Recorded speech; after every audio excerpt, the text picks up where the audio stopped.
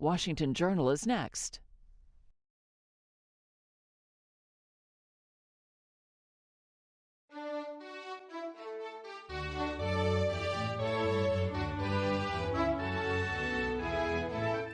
Good morning. It's Monday, April 4th, 2022. The House returns at 10 a.m. Eastern. The Senate's back at 3 p.m. with committee action on Judge Ketanji Brown Jackson's Supreme Court confirmation set to take place later this morning. But we'll begin today on the issue of immigration. On Friday, the CDC announced that it will soon lift an emergency public health order that had restricted immigration at U.S. land borders since the beginning of the pandemic. That move sparked plenty of backlash from Republicans and some moderate Democrats over the weekend, and put immigration back in the spotlight with now just 217 days to go until Election Day 2022. So this morning, we're asking how important the issue of immigration is to your midterm election vote. Phone lines, Republicans can call in at 202-748-8001. Democrats, 202-748-8000. Independents, 202-748-8002. You can also send us a text this morning, that number 202-748-8003. If you do, please include your name and where you're from. Otherwise, on social media, on Twitter, it's at CSpanWJ. On Facebook, it's facebook.com/CSpan. And a very good Monday morning to you. You can go ahead and start calling in now. We'll begin with the latest from the Pew Research Center on the importance of the issue of immigration when it comes to voters and the midterm elections. This is what they found from their recent report, which came out before the CDC announcement. But they note this year 67% of Republicans view immigration as a top priority, compared with just 35% of Democrats. Overall, about half of Americans, 49%, say that dealing with immigration should be a major priority for the president and Congress this year. That's up 10 points from a year ago. At that time, identical shares of Republicans and Democrats, 39% each, said dealing with the issue of immigration should be a top priority. And for those viewers who are more visual learners, the charts from the Pew Research Center showing this issue of immigration, the importance of dealing with the issue of immigration over time from January of 2021, the beginning of the Biden administration, to today. The red line up top, Republicans saying it should be a top priority. The blue line, Democrats who say it should be a top priority. And the total, the average number there in between. It was this weekend, yesterday, on the Sunday shows in the wake of this announcement by the CDC on Friday that White House Chief of Staff Ron Klain was asked about lifting Title 42 and what it means for both immigration and the politics of immigration. Border is also looming as a big issue. We saw that CDC decision on Friday to lift Title 42, which allowed the government to expel migrants during the pandemic, getting a lot of pushback on that. Senator Joe Manchin, Democrat, called it frightening. Kirsten Sinema, another Senator Democrat, says it poses a threat to Arizona. Mitt Romney says it's going to elect Republicans in November. How worried are you about a possible surge at the border? Is there anything the president can do about it? Sure, George. So I think, let's be clear. Title 42 isn't an immigration law, it's a public health law. It says you can exclude people who pose a public health risk. The Centers for Disease Control decide how to apply that, and they've decided that sometime in late May, the pandemic will be a place where we can no longer exclude people on a public health rationale. Look, we need to do more work at the border. The president sent an immigration plan to Congress on his first day in office. We've asked consistently for more resources. We put in place a new rule that will take effect next month to enable us to process asylum claims more clearly. We also have to be honest about what's happening at the border. We have people showing up with asylum claims from places like Cuba, Nicaragua, Venezuela, Brazil, people fleeing regimes where they are feeling persecution, coming here to make asylum claims. I think the goal for everyone should be to make sure those asylum claims, those claims of people fleeing persecution, are heard in a prompt way. Those who deserve protection from persecution get that protection. Those who don't are promptly sent back to where they came from. Ron Klain on ABC's This Week yesterday during the Sunday shows this morning, asking you how important the issue of immigration is to your 2022 vote.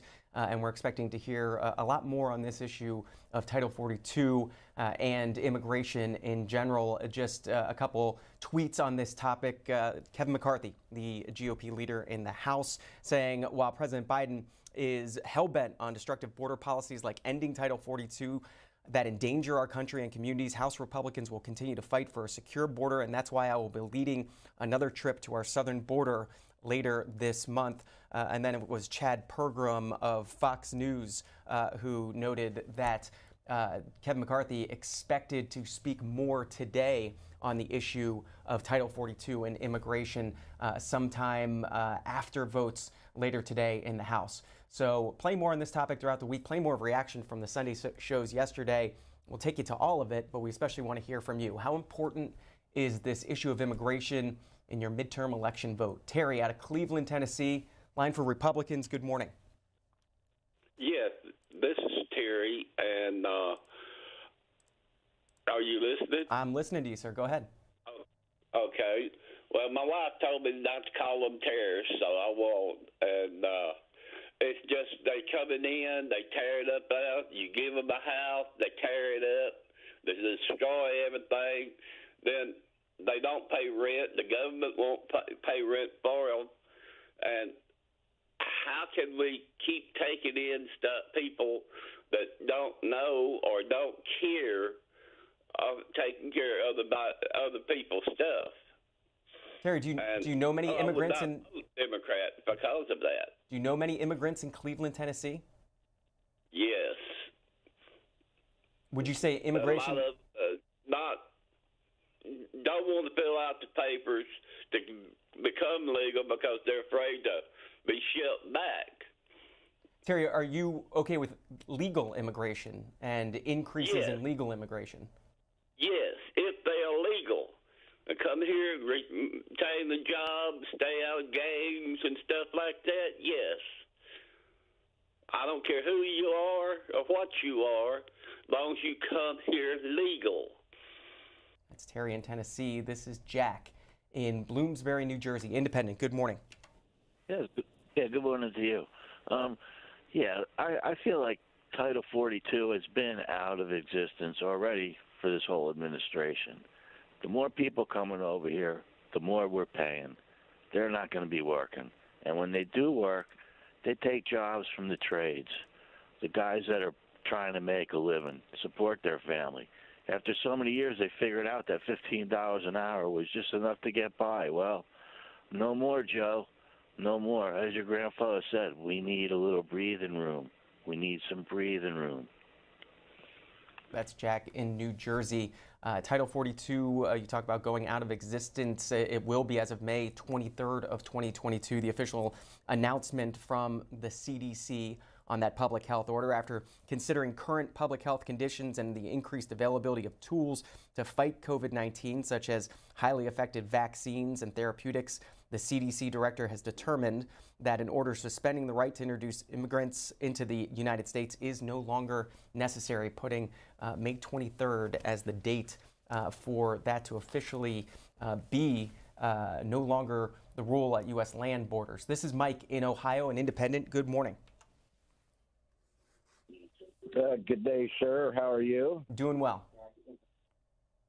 Yes, I think what a lot of this problem is our foreign policy. Take the Middle East, for example, even South America. We impoverish, we sanction, we bomb poor villages, we overthrow governments, and I think our immigration problem is blowback, such as when Ollie North was trading machine guns for cocaine in South America. A lot of those people were poor, caught in the crosshairs, and I think of this as a lot of blowback from our foreign policy. So, Mike, when it comes to this question we're asking, is immigration one of the top two or top three issues for you when it comes to the midterm elections? Is that what you're going to be voting on? No, that's a sideshow. That's nothing but a sideshow. What's the main show? It's our foreign policy. The main show is our domestic policy. Our foreign policy is a problem, and it created a problem for our domestic policy because they want to, build up this huge military, which, this stuff's sitting around rusting and being given away like Trump sold all this stuff to Saudi Arabia and those kind of deals there. It's like a Disney production wrapped around the Twilight Zone. No logic, no explanation, no reason. and just a lot of doubt. That's Mike in Ohio. It's 202-748-8001 for Republicans, 202-748-8000 for Democrats, Independents, 202-748-8002. Line for Democrats, this is Lacey, Bristol, Tennessee. Good morning. Yes, sir. I'm not against any immigration. I think maybe it should be, proper, and they should go through the proper channels. But I'm also sure that as many people as we need right now, workers and things, and there's no way that this country could be fed without those people working the crops and things of that nature. And I don't, like I say, I'd rather, it'd be through legitimate channels always, but I'm sure it can't always be that way. But referring to one of your previous callers there, it seems, that all the problems in this country, the Democrats cause them. And I expect if they get Donald Trump back, it'd just be a wonderful country to live in, don't you? And Lacey, you're calling in on our line for Democrats. Are you a Democrat? Most certainly. A Democrat who's voted for Donald Trump in the past? No. Anybody in their right mind knows about Donald Trump. No, I was referring to the fact that those people, most of them are calling in, the Democrats, everything that's wrong in this country or the world, Democrats done it. That's what I was saying. Gotcha. That's Lacey out of Bristol, Tennessee this morning. Lacey, you bring up the need to fill jobs in the United States. Sam Peake, an immigration policy analyst in Washington, D.C., with a column in Politico on Title 42, the issues at play here when it comes to the CDC order and the larger issue of immigration policy. This is part of what he writes, and again, you can read this at Politico.com. Almost everyone in this debate recognizes that the necessity of Title 42 to prevent COVID transmission was a pretense. Public health experts have long contended that the rule is scientifically baseless. In fact, officials in the previous administration explored enacting the policy before the pandemic by using flu and measles as justification for it. But the benefits of repealing or leaving in place Title 42 are not as straightforward as either border security.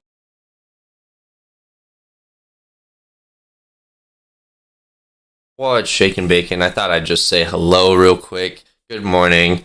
I'm still still starting my day. We're starting a little bit slow, but we're going to ease into this week. Had a big weekend, had a big week last week.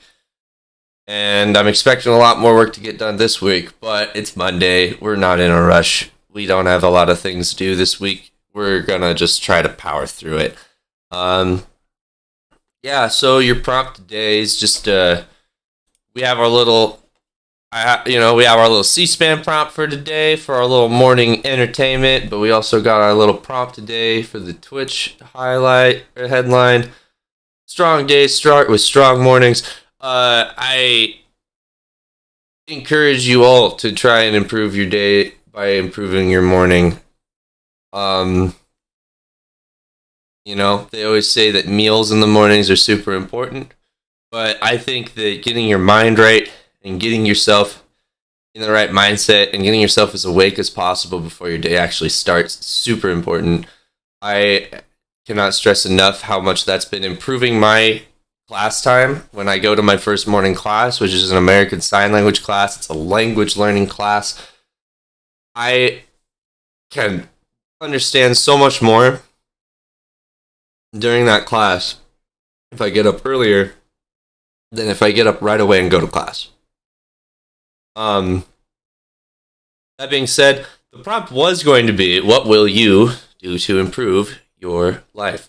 What will you do to improve your morning is going to be my question today. And I want you to think about it. We don't need big changes right off the gate, but something little to start with is a great way to make you feel like you have more control over your life, make you feel like you have more control over your morning, and I guarantee you that feeling of accomplishment at the beginning of your day will carry over through the rest of your day. Anyway, I have a little bit more stuff that I need to get ready for, and I have a little bit more homework that I need to get started. So I'm gonna leave it back to the C-SPAN people and let them do what they do best. Our prompt today seems to be how important is immigration to your 2022 vote? And that's a great question, and I hope we get some good answers. I wasn't really paying attention to this last guy that called, but he seems like he was a covert. He was a spec op. He came in on the Democrat line with some Republican talking points. So we will carry on now. See what else we got going on today. Or human rights advocates claim. He notes with a surge at the border and a shortage of workers, maintaining Title 42 has done nothing to solve either crisis, aside from creating more jobs for human smugglers. Though the Biden administration is right to rescind Title 42, he says chaos at the border will continue to drive headlines and the U.S. economy will limp forward until Biden prioritizes expanding legal channels for those in pursuit of a better life. Mary, out of Groveton, New Hampshire, Republican, good morning. You're next. Where does immigration stand when it comes to your midterm vote? I would vote for the person that wants to have border security, and having open borders is a very dangerous thing. Every country in the world is concerned with their border and border security, and we need to have a secure border. Our southern border is bringing across all kinds of disease. We need to have security, and having people that are criminals coming across is dangerous for our nation and dangerous for our children. And I just want our border secure, our southern border. Thank you. It's Mary in New Hampshire. A couple callers already from Tennessee this morning. Senator Bill Hagerty of Tennessee, Republican, was on the border the past few days, including on Friday when that announcement came from the CDC on their plan to lift Title 42 next month. Bill Hagerty joining Fox Sunday Morning Futures yesterday to talk about the reaction down on the border when that announcement came. This is a bit of what he had to say. Maria, I was here Friday. This is my third day here on the border. I was here Friday evening when they put together what they call the evening muster. The leadership came out to tell the Border Patrol agents that indeed the President of the United States decided to lift the Title 42. That's the last tool that they have left to send people back across the border. There was just a complete cloud of depression that fell over the room, Maria. That's the last tool left. They're already overwhelmed. They've got capacity to process perhaps 5,000 coming across the border. They're now getting 7,000. This could go to 15,000, 18,000 overnight. In fact, what the president has done is send an invitation to come to America. May 23rd, the border's going to collapse. There's going to be a tidal wave coming across this border. It's going to be a mass of drugs coming across the border, illegal activity, and there's going to be a tidal wave of humanity coming across the border at the same time. This is going to be a disaster of epic proportions. So right now, border agents told me that they're apprehending about 5,000 to 7,000 people a day. Actually, Brandon Judd said it was 7,000 people a day in the last several weeks. He said, and other border agents have told us, they're expecting that number to shoot up to 18,000 people a day. How are our border agents going to handle 18,000 apprehensions a day? And that's not even including the gotaways, those people we've seen on surveillance camera that are well into America at this point. Maria, here's what's going to happen. They're not going to be able to protect the border at all. They're going to be spending the entirety of their time processing paperwork, because without Title 42, which can be handled in about 15 minutes, they have to go through a different process that takes an hour and 15 minutes. It'll take 5 times as many border agents to process the number of people coming across. It's going to be all paperwork, no border protection. The border's going to be open. I'm sure that the Chinese Communist Party is ramping up fentanyl production right now in China. They're shipping it to Mexico. The Mexican cartels are ramping up. There's going to be another flood of illegal drugs coming across the border, particularly after the 23rd of May. Senator Bill Hagerty yesterday on the Sunday shows this morning asking you how important this issue of immigration is to your 2022 vote. More reaction to Title 42 and the decision by the CDC on Friday. This from Republican Ken Buck of Colorado, calling it, in one word, a catastrophe.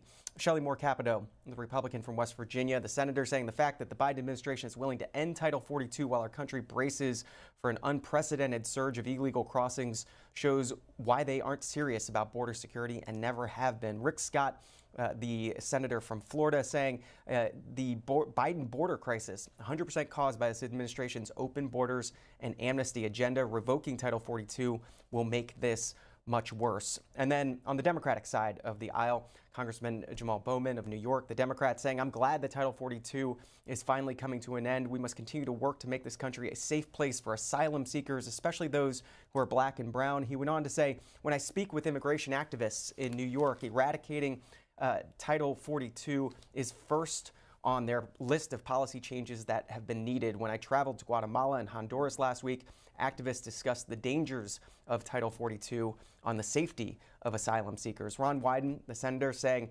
glad to see the Biden administration ending this harmful and discriminating Trump-era policy. As the son of parents who fled Nazi Germany, I'll continue my work to uphold the right of asylum seekers to seek safe refuge in the United States. And Elizabeth Warren, Democrat from Massachusetts, saying America ought to respect people's legal right to seek asylum and treat them with dignity. I'm glad that Title 42 is finally ending, but it took far too long, and the delay will continue to put lives at risk. We must restore our asylum system. Some of the reaction there on both sides of the aisle, asking you this morning for your reaction and your thoughts on immigration as a 2022 midterm issue. How much of a priority is it for you? This is Laureen in Redwood City, California, Democrat. Good morning. Good morning. Glad to talk to you today. I'm just calling to say that immigration is not going to play a role in my vote this year. I think the most important thing this year is about the GOP wanting to make America another Russia. They want to make Trump another Putin. They want to take our vote away. They want to give money to the rich to protect them like the oligarchs do in Russia. And I think the GOP is just using immigration as a scare tactic. They want to associate crime with people of color as a racist tactic, and they should all be ashamed of themselves. That's Lorraine in California. This is Paul in Paducah, Kentucky. Independent. Good morning. Oh, it's going to be very important. It's been one of my main things. I used to be a Democrat. I wouldn't vote for a Democrat for anything on this planet. They're the worst piece of crap on this world. Paul, so what are your thoughts on the issue of immigration? I think they should seal the border up completely. Over 100,000 Americans died last year from fentanyl overdose. That was mostly all because of Joe Biden. Joe Biden has killed more Americans than Putin has killed Ukrainians. He should be held as a war criminal. All right, that's Paul in Kentucky this morning on the issue of immigration and where it stands in some of these polls, and you're going to see more and more of them in the weeks and months to come as we creep closer to Election Day on the top issue for voters. This is a Harvard-Harris poll that came out last week, and immigration in the top three there. Some 32% of voters in the poll saying inflation is the most important issue. That was the topic that garnered the most responses, followed by 27% who said the top issue was the economy in general and jobs, and 21% after that, the third highest, saying immigration was the most important issue for them. Asking you this morning your thoughts. This is Mike in Norwalk, Ohio, Independent. Good morning. Boy, it just amazes me how people are so still misinformed and brainwashed. That woman from California, are you kidding me? Let's talk about Russiagate. The Democrats had Russiagate. Everybody that's under investigation now for Russiagate, it'll come out to the sunshine eventually. Now let's talk about this immigration. We are having small towns cross our border popping up every day. We're talking tens of thousands of people. What are we going to do? I mean, who's going to feed these people and take care of them? Oh, we, the people that are ready to hit Social Security. You see that building behind you? If we was to tie immigration, which is coming out of our Social Security, to their retirement, you see how fast things change. These people have different laws and different methods than we, the people. Who's running this country, them or us? This isn't going to stop unless we put a stop to it. Thank you. That's Mike. This is Anthony in Sierra Vista, Arizona, Democrat. Good morning. Good morning, John. Been a while since I spoke to the team, but I thank your team members and for all they do all across the globe. I'm about 20 miles from the Mexican border here in Cochise County, and we're having issues with load cars, and that's where cartels are using social media to recruit people from all across the country to come and make $1,000 a day to pick up some folks and haul them to major cities and get them out of Cochise County. And those drivers are very dangerous to our community. And, you know, we've got law enforcement, Border Patrol doing a great job here. Of course, they could always use more resources.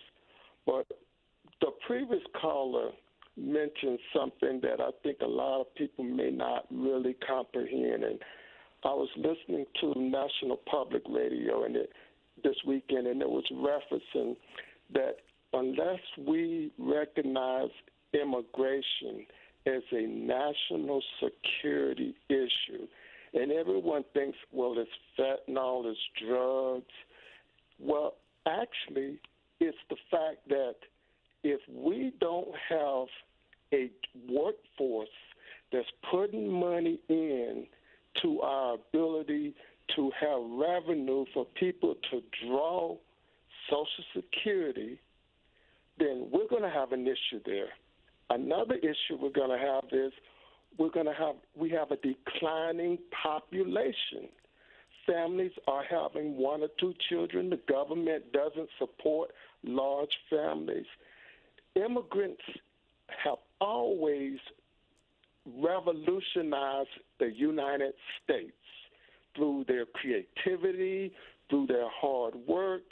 So why haven't our lawmakers, instead of making it a voter issue, make it a national issue, saying we need to recognize that there are opportunities to use labor to generate revenue 20, 30 years out to grow our numbers as a nation, because we're declining in population. Anthony, what are your questions? Well, I wonder your thoughts on how your Senate delegation is handling this. Both Democratic senators from Arizona criticizing the lifting of this Title 42 order. Mark Kelly saying it's unacceptable to end Title 42 without first implementing a plan to ensure a secure, orderly, and humane process at the border. And then Kristen Sinema in a statement that she released Friday saying prematurely ending Title 42 without a comprehensive workable plan would put at risk the health and safety of Arizona communities. Your thoughts on what this means for them? Well, the best way I can describe that, John, goes like this. We're just now coming out of a war, a COVID war. Anytime you come back from a wartime environment, your economy starts to pick up. So that's why we have inflation. That's why people have learned how to get along without going to restaurants. They've learned how to cook. That's why people are changing careers, because they found out that they were not essential. So they're moving into essential jobs. Well, that's the same thing that's going to happen with my 2 Democratic senators. They're going to find out they're not essential when they get voted out, because they believe that this 42 is going to end, and all of a sudden everything's going to go crazy. But, John, hasn't 2022 already been crazy? It's Anthony in Arizona this morning. The headline of the story from the National Review, where that Sinema quote came from: moderate Democrats sounding the alarm as Biden repeals Title 42 amid border crisis. This is Alan in Washington, D.C., an independent. Good morning. Good morning. Thank you for taking my call. Absolutely, illegal immigration is my number one concern in voting. and has been for a few years.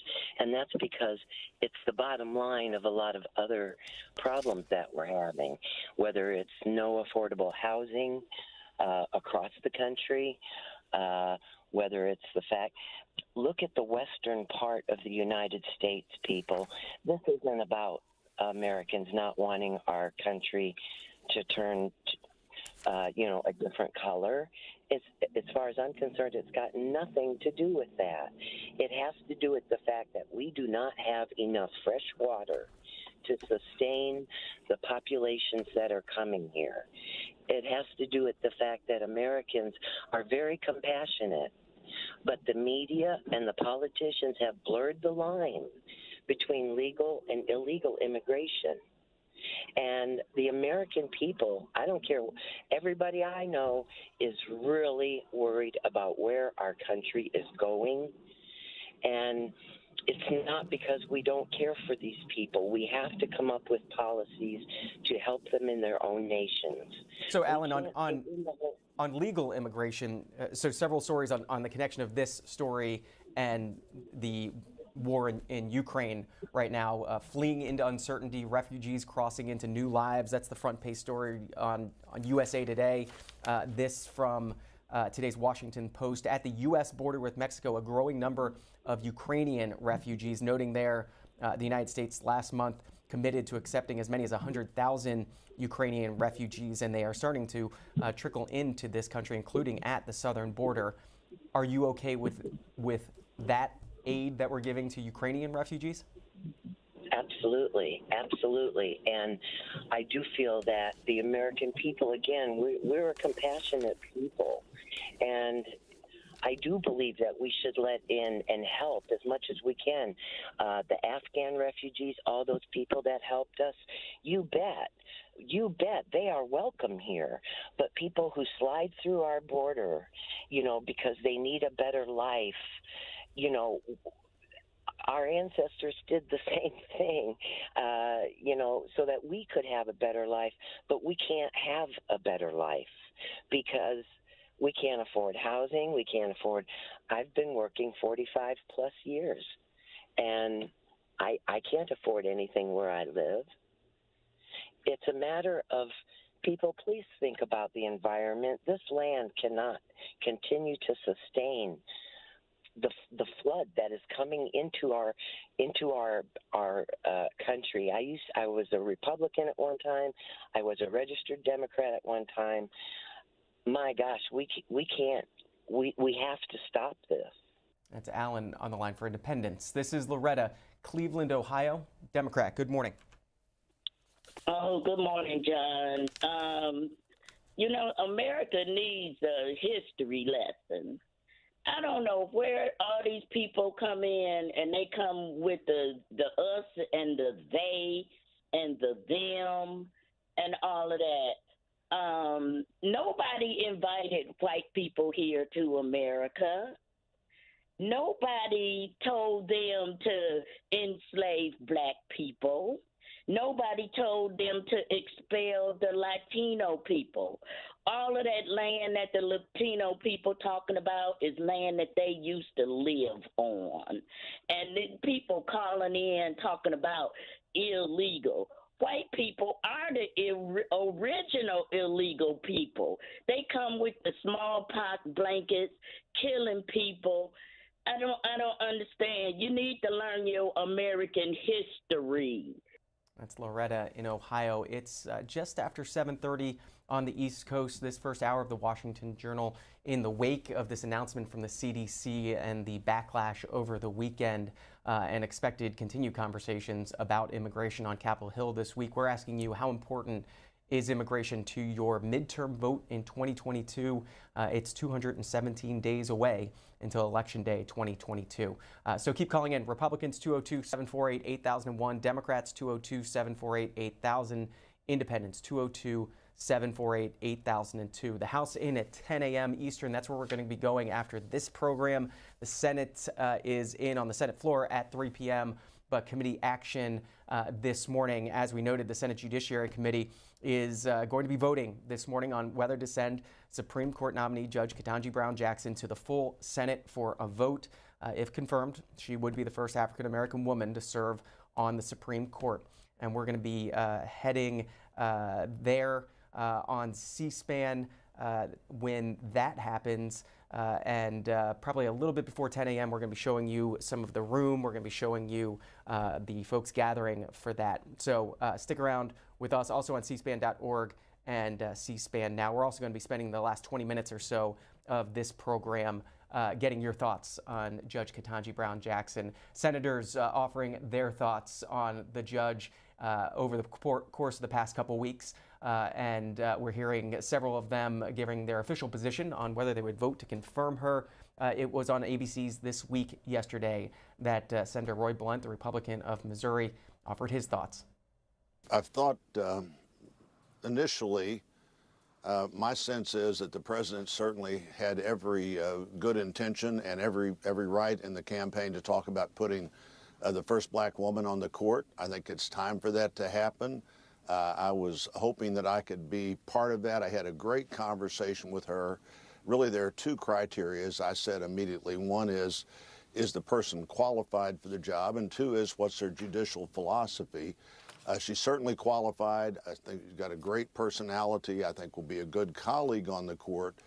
But the judicial philosophy seems to be not the philosophy of looking at what the law says and the Constitution says and applying that, but going through some method that allows you to try to look at the Constitution as a more flexible document, and even the law. And there are cases that show that that's her view. I think she's certainly going to be confirmed. I think it'll be a high point for the country to see her go on the court and take her unique perspective to the court. But I don't think she's the kind of judge that will really do the kind of work that I think needs to be done by the court. And I won't be supporting her, but I'll be joining others in understanding the importance of this moment. If it's a high point for the country, why not support her?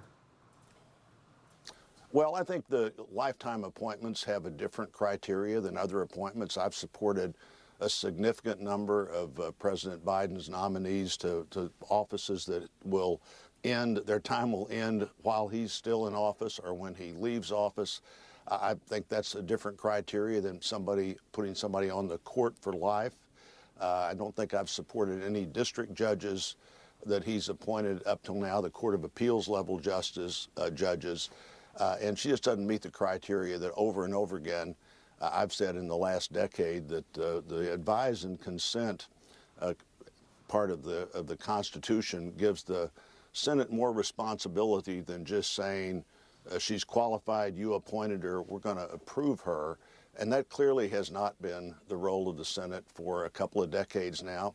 And it certainly wasn't the role that Democrats saw as their role in the last Congress, when 3 qualified judges had the same kind of view that I think we have now, that you need to also agree with whether you think that judge is going to be a judge that thinks it's their job to rule on what they think the law and the Constitution should say, or is it their job to rule on what the law and the Constitution does say? And I come down strongly on that side.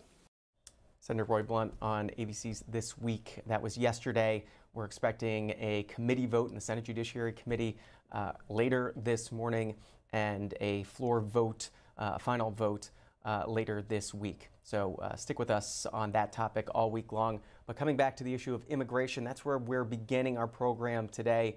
That's the question we're asking this morning. How important is the issue of immigration in your midterm election vote? This is Janice, Plymouth, Michigan, Republican. Good morning. Good morning. Thank you. I'd say that was at the top of my list of requirements to move our country forward and get out of this horrible slide we've entered into. Immigration and then energy independence. Now, immigration, I'm all for legal immigration. I am against hordes of people rushing our border and overwhelming our border patrol workers and lying, people like Kamala Harris and Joe Biden and other Democrats lying about whipping immigrants, that incident that happened several months ago. We still don't know the outcome of that. Now, all I know is that in the last 2 years, and I know we're all sick of COVID, that was the main issue. COVID is waning. A gentleman had called earlier and said that now that COVID is retreating, that we must concentrate on immigration. Our nation is being overwhelmed and overrun. And as for Ukrainians coming into the southern border, I think that would be a rare issue, because I'm sure that the general consensus in Washington, D.C. is that Ukrainians can fly here freely. Same with those Afghan helpers. And the lady who called in about slavery in America, dear, please get over yourself. That's Janice in Michigan this morning. Here's that Washington Post story talking about Ukrainian refugees on the southern border seeking entry into the United States. The story noting that a small encampment has sprouted about 1,000 feet from the U.S. border in Tijuana, Mexico, where families are sleeping in tents and under tarps. It's the same tiny patch that has hosted refugees from around the world in recent years. Central Americans who were part of the caravans in 2018, Haitians and Cubans who arrived during the pandemic, Mexicans who fled a surge of violence this year. But few refugees, they write, have arrived in Tijuana after such a circuitous trajectory of trains and buses and flights, and few are processed as quickly by U.S. authorities as the Ukrainian refugees. Upon arriving at the border, Ukrainians are granted humanitarian parole for 1 year. And the story telling the stories of several of those refugees, those Ukrainian refugees. If you want to read it, it's in today's Washington Post. This is John, Cleveland, Ohio, Independent. Good morning. Good morning. I'm 87 years old. I came as a graduate school student in 1959, and founding fathers were not stupid. Unfortunately, they never wanted to have two types of parties the way we are living now. We've been messing around with immigration for years. See, human spirit has no borders. That's why the founding fathers came here. We have a Thanksgiving there. Without the braceros, there won't be any agriculture in the early days of this country. What we don't understand is, if law and order is one thing, border is one thing, but don't forget, with the poverty, gypsies, and you can think of anything else, over the years, people have migrated historically. I'm not saying borderless, everybody should come here, no. And we had a quota system years ago, even from European immigration. Until President Johnson signed up, each country has its own quota system. It changed. I'm not for open borders, but the two parties have messed up the whole thing through piecemeal thing just for the getting elected. We don't elect representatives. They pick the people to vote for them. That's John in Ohio. This is Edward, Washington, D.C., Democrat. Good morning. Good morning. People complaining about controlling the borders or losing the borders. It was estimated there was 1 million or something people trying to cross the borders in the United States last year for the whole year. But you don't hear people complaining about losing control of the borders. There have been about 3 or 4, almost 4 million people in Eastern Europe trying to get into those countries, and you don't hear people complain about Eastern Europe has lost control of their borders, and those folks aren't coming the legal process either. And even though they're refugees, they're not coming legally. And you don't hear people talking about Eastern Europe has lost control of its borders. And then they talk about getting rid of these measures for COVID.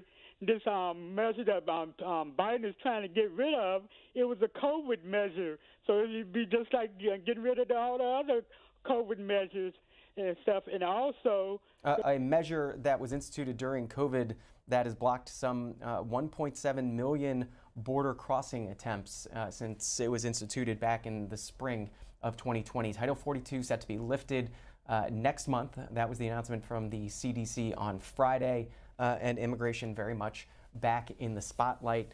This headline, the front page of today's Washington Times: more immigration expected to flood the U.S. Pandemic policy ends under Biden.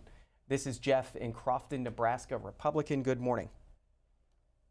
Morning. It certainly is the most important thing to me would be immigration.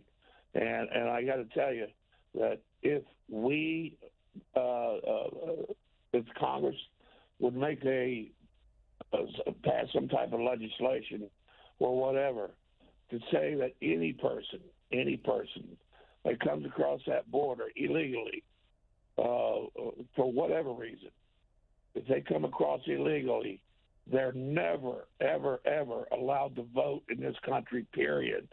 I'll bet you that border will be fixed within a year. Because that's the only reason the Democrats are allowing that to happen. They know what they're doing. They're passing these people off into the middle of the country. But eventually, I'm telling you, they're going to migrate to the blue states where they get everything free and end up like California, Oregon, Washington. So, and Jeff, you think it's made it illegal to ever vote? And you think they'll become citizens and then get the right to vote? Nope, they don't get the right to vote, period. Period. And I'm telling you right now, the Democrats, that's their whole issue. All right, that's Jeff. This is Scott in Seattle, Washington, Democrat. Good morning. Yeah, good morning. I just, I'm up here in the most populous county in King County of Washington, and we've got horrible homeless problems. I mean, it's just, there's people in tents just south of the city. There's another town called Burien that's it's like unrecognizable these days. It's just all these people that are, living on the streets and stuff. And a lot of them aren't, are illegal aliens. But what gets me is it's like both sides. If I'm a moderate Democrat, I could also point to, the Republicans. They're always wanting to kick the can down the road as far as never approving the E-Verify. They've been talking about that for 20 years, If they were serious, they'd do that. Start with that, and then at least we know where people are coming from, or or more about them. And they need a lot more interior enforcement of our immigration laws, because these people, they just fly into the airport. They don't necessarily have to sneak across the border. They fly in, and then they overstay their their visitor visas. But anyway, it's just a mess, and it's caused a lot of sprawl and huge population increases, and have to build new schools every few years just to accommodate more and more of this increasing population. And they've also had to hire a bunch of teachers that don't even speak English, because there's no English criteria on these folks. They're here, buying minivans and stuff and so running Scott, around. How do you square that with? It's terrible. How do you square that with the need? There's so many companies right now looking for workers, desperate for workers right now. I can tell you. I mean, all it does is a hard downward pressure on wages. And Microsoft is one, right here in Washington, is one of the biggest abusers of this. They totally abuse that H-2B visa system and bring in all these people. I mean, there's tons of American citizen graduates of our own state schools, and of course to the south, Oregon and the still pretty good public college system in California. It used to be a world's class, and there's still some really, really smart people coming out of these places every day. But of course, they wouldn't hire an American. They'd like to hold all this over the immigrant's head and say, oh, okay, threaten to take their protected status away or whatever. But that's Scott in Washington. More reaction with about 15 minutes left in this segment from the folks who work in that building behind me. This is Democratic Congresswoman Frederica Wilson of Florida from Friday, after the announcement from the CDC saying that the Biden administration formally announced the long-awaited rollback of Title 42, which has been used to expel tens of thousands of Haitian migrants. Yesterday, she said, I was joined by elected officials and advocates to celebrate that overdue decision. And this Congresswoman Ayanna Pressley, the Democrat, saying, I'm relieved the Biden administration has heeded our calls to end Title 42. This is a welcome and long overdue action that will save lives and move us closer to building a fair and effective asylum system in this country, but it is only the first step. Ayanna Pressley with her statement yesterday and her longer statement as well, if you'd like to read it. It was Senator John Cornyn, the Republican of Texas, the senior Democrat, the senior Republican and senior senator out of the Lone Star State, was on Fox News Sunday and was asked about Title 42. This is what John Cornyn had to say. And really the point is here, if you eliminate Title 42, this is the last tool that's been available to Border Patrol to try to maintain some semblance of order on the border. And if you eliminate Title 42, the Border Patrol tells me they will lose control, and the people who will benefit the most are the drug cartels who will have a freeway into the country with which to funnel the drugs that took 100,000 American lives last year alone. It's interesting that you bring that up. Senator Hagerty of Tennessee has suggested that Title 42. I get really, really turned off when people start throwing death statistics our way now. Like, I don't know, COVID killed 1 million people. It's really weird to just think, oh, 100,000 people died to drug overdose compared to 1 million. Like, that number is so damn small now. I don't know. That number might have used to scare me, but that number isn't really like, I don't know. Think about like 100,000 in a like a country's population of 308 million. I guess we're like 300 and I don't know. We're probably about 308 million still. Could also apply as a public health measure to keeping it in place to keep people out because of all of the drugs that are crossing the border that are killing so many Americans. Do you support that? I think he's got a good point, and but I think what we need to do is also to enforce our immigration laws. The administration considers it a success when they place migrants who come to the border in a location somewhere in the United States, and they await for a year or more their immigration court hearing for asylum. And many of them, this won't surprise you, don't show up. So this is a case of catch and release, which is a flawed policy which never worked, and it won't work now. We need to enforce our existing immigration laws and do it aggressively, but the Biden administration shows no interest in doing so.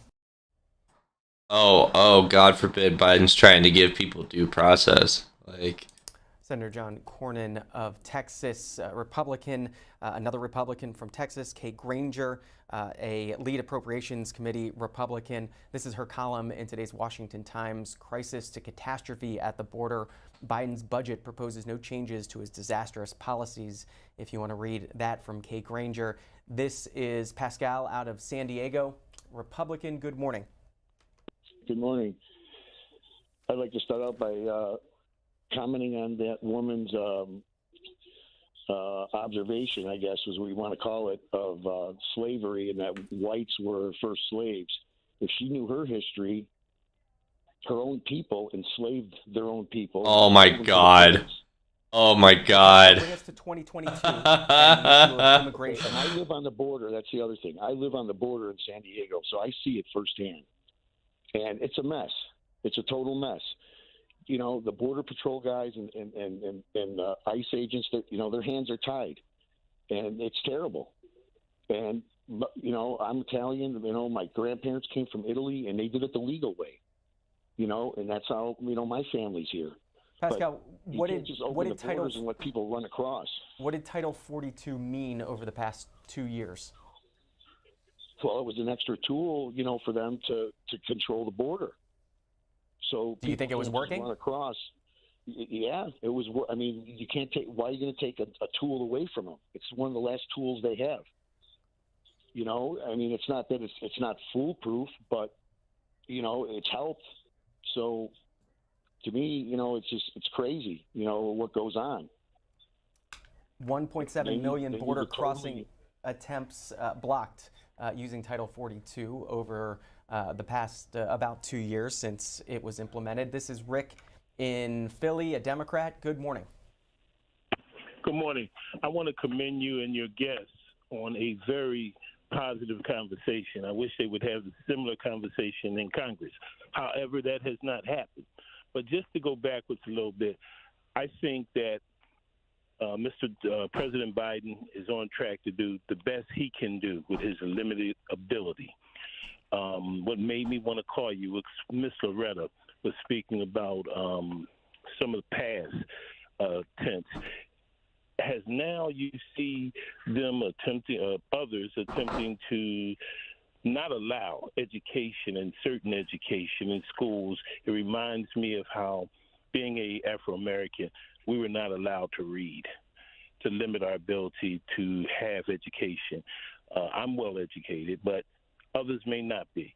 And our limited ability to know history, to know our name, to know how to speak our language.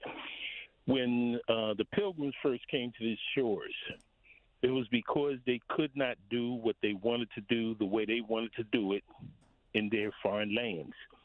And if the Native Americans did not allow immigrants for different reasons, and some of them didn't want to have them. Most didn't want to have them. A lot of people wouldn't be here. Europeans would not be here. So, in fact, pretty much like the Thanksgiving story is like, I don't even really know if it's a myth, but like it's a really, really exaggerated situation. Like, they got help from like one tribe or something, if anything. But like a lot of people were like very against the idea of outsiders. Rick, again, bring us to 2022. And we did so, and you know, it kind of, you know, it's like, I don't know.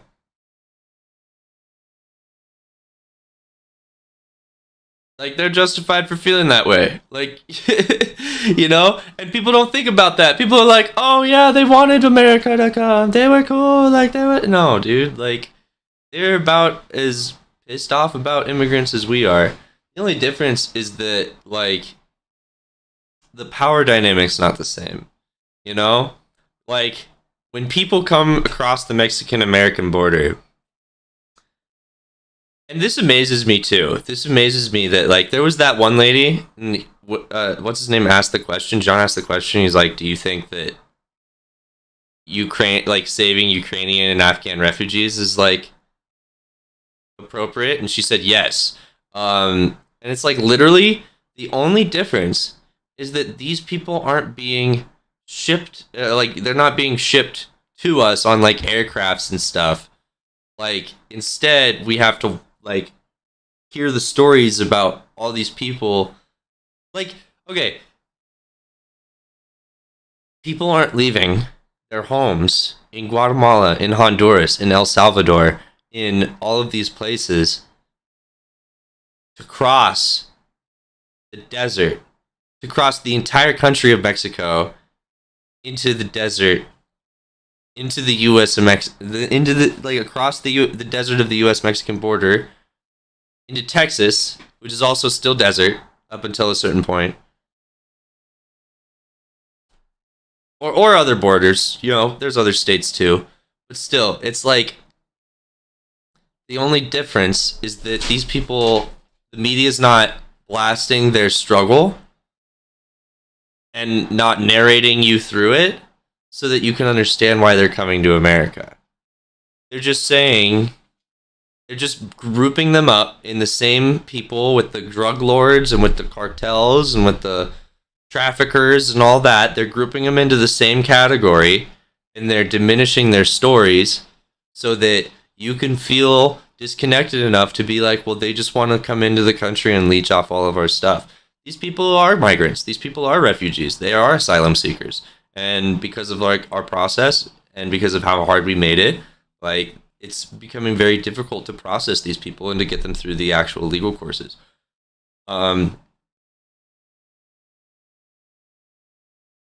These people aren't here to, like, these.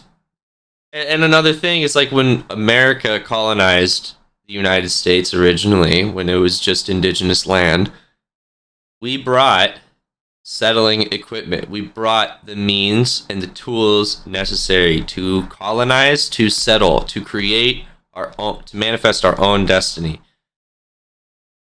These people are coming with the clothes off their back. And sometimes they're coming with the drugs that their guides make them take. Like, a lot of the times, if any of these people get caught smuggling, it's because they were forced by their guides to smuggle those things. And a lot of the times during these during these things, they're not operations, during these like journeys, guides will abandon their people and leave 40 people, 40, 50, sometimes even 100 people out in the desert to die on their own. It's brutal. And it's not the same thing. And it's not something to be afraid of. When 500,000 people manage to get into the country and all they want to do is work and live a normal life, it's totally something that sounds appropriate. That's literally what like we did 100 years ago. And you know, like people like to think that their parents came here legally. That whole situation was just kind of America going, fuck it, okay, we're gonna take them in. Like, these people were already leaving. You know? It's like, they're really, like, the approval process was a lot less strict about it. And, you know, I'm not saying let everyone in, but we can definitely, the people who come in here, we can definitely process them. We can definitely keep track of them. And if we make it more available and less scary for people to actually come forward and say, I am from another country. I came here to the US seeking a better life. I'm here for work. I'm here for better opportunities. My country is like going to shit. There's literally like a civil war going on over there, some shit like that. Like, if you make it better for these people to come forward, they will. And when they do, it will be easier to process the bad ones and send them wherever we need to send them.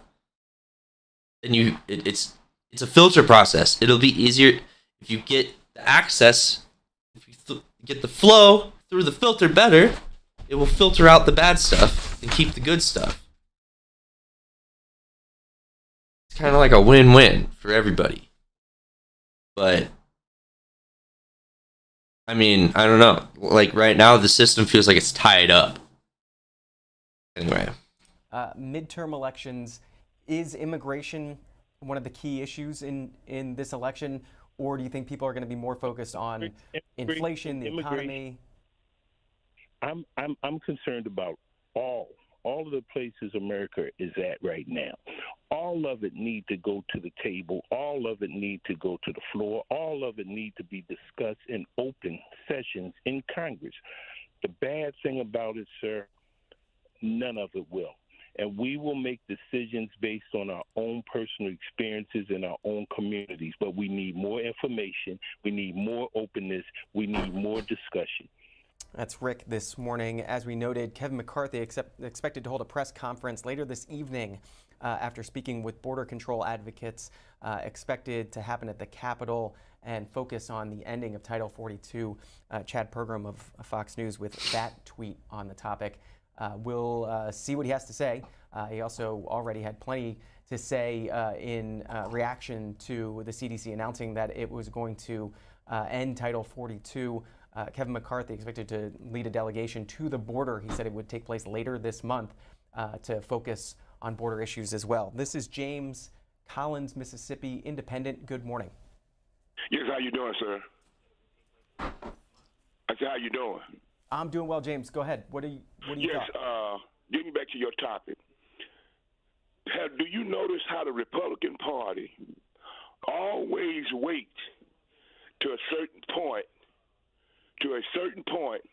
to start bringing up immigration? They always do this. They always bring up immigration when they feel like the country is trying to come together about Ukraine. Now, as long as you're talking about the drugs and the violence that's coming from over there, I remember January 6th. And I remember the Republican Party protecting every last bit of January 6th. But they got the audacity and the gall to talk about people running from another country to try to rescue themselves and their families when they tried to take this country down, and they wasn't on drugs. They wasn't on drugs when they did it. But they try to put the fear of God in you about these people coming over here, and they don't even want to stand up and protect their own country. Then they criticize Miss Cheney for exposing them as being criminals and backing insurrection. But they blaming these people. Oh, immigration. They coming with guns. They coming with drugs. They're going to destroy our country. Brother, Damn. Look here. When you do wrong to poor people, people that's in stress, that's our problem. And the problem is you got a Democrat, Manchin, coming on now talking about immigration when President Biden wanted to pay back, the build back better with this money and funds to all these things, these problems. They said the budget. Well, James, you bring up Joe Manchin. Coming back to that National Review story, moderate Democrats sounding the alarm as Biden repeals Title 42.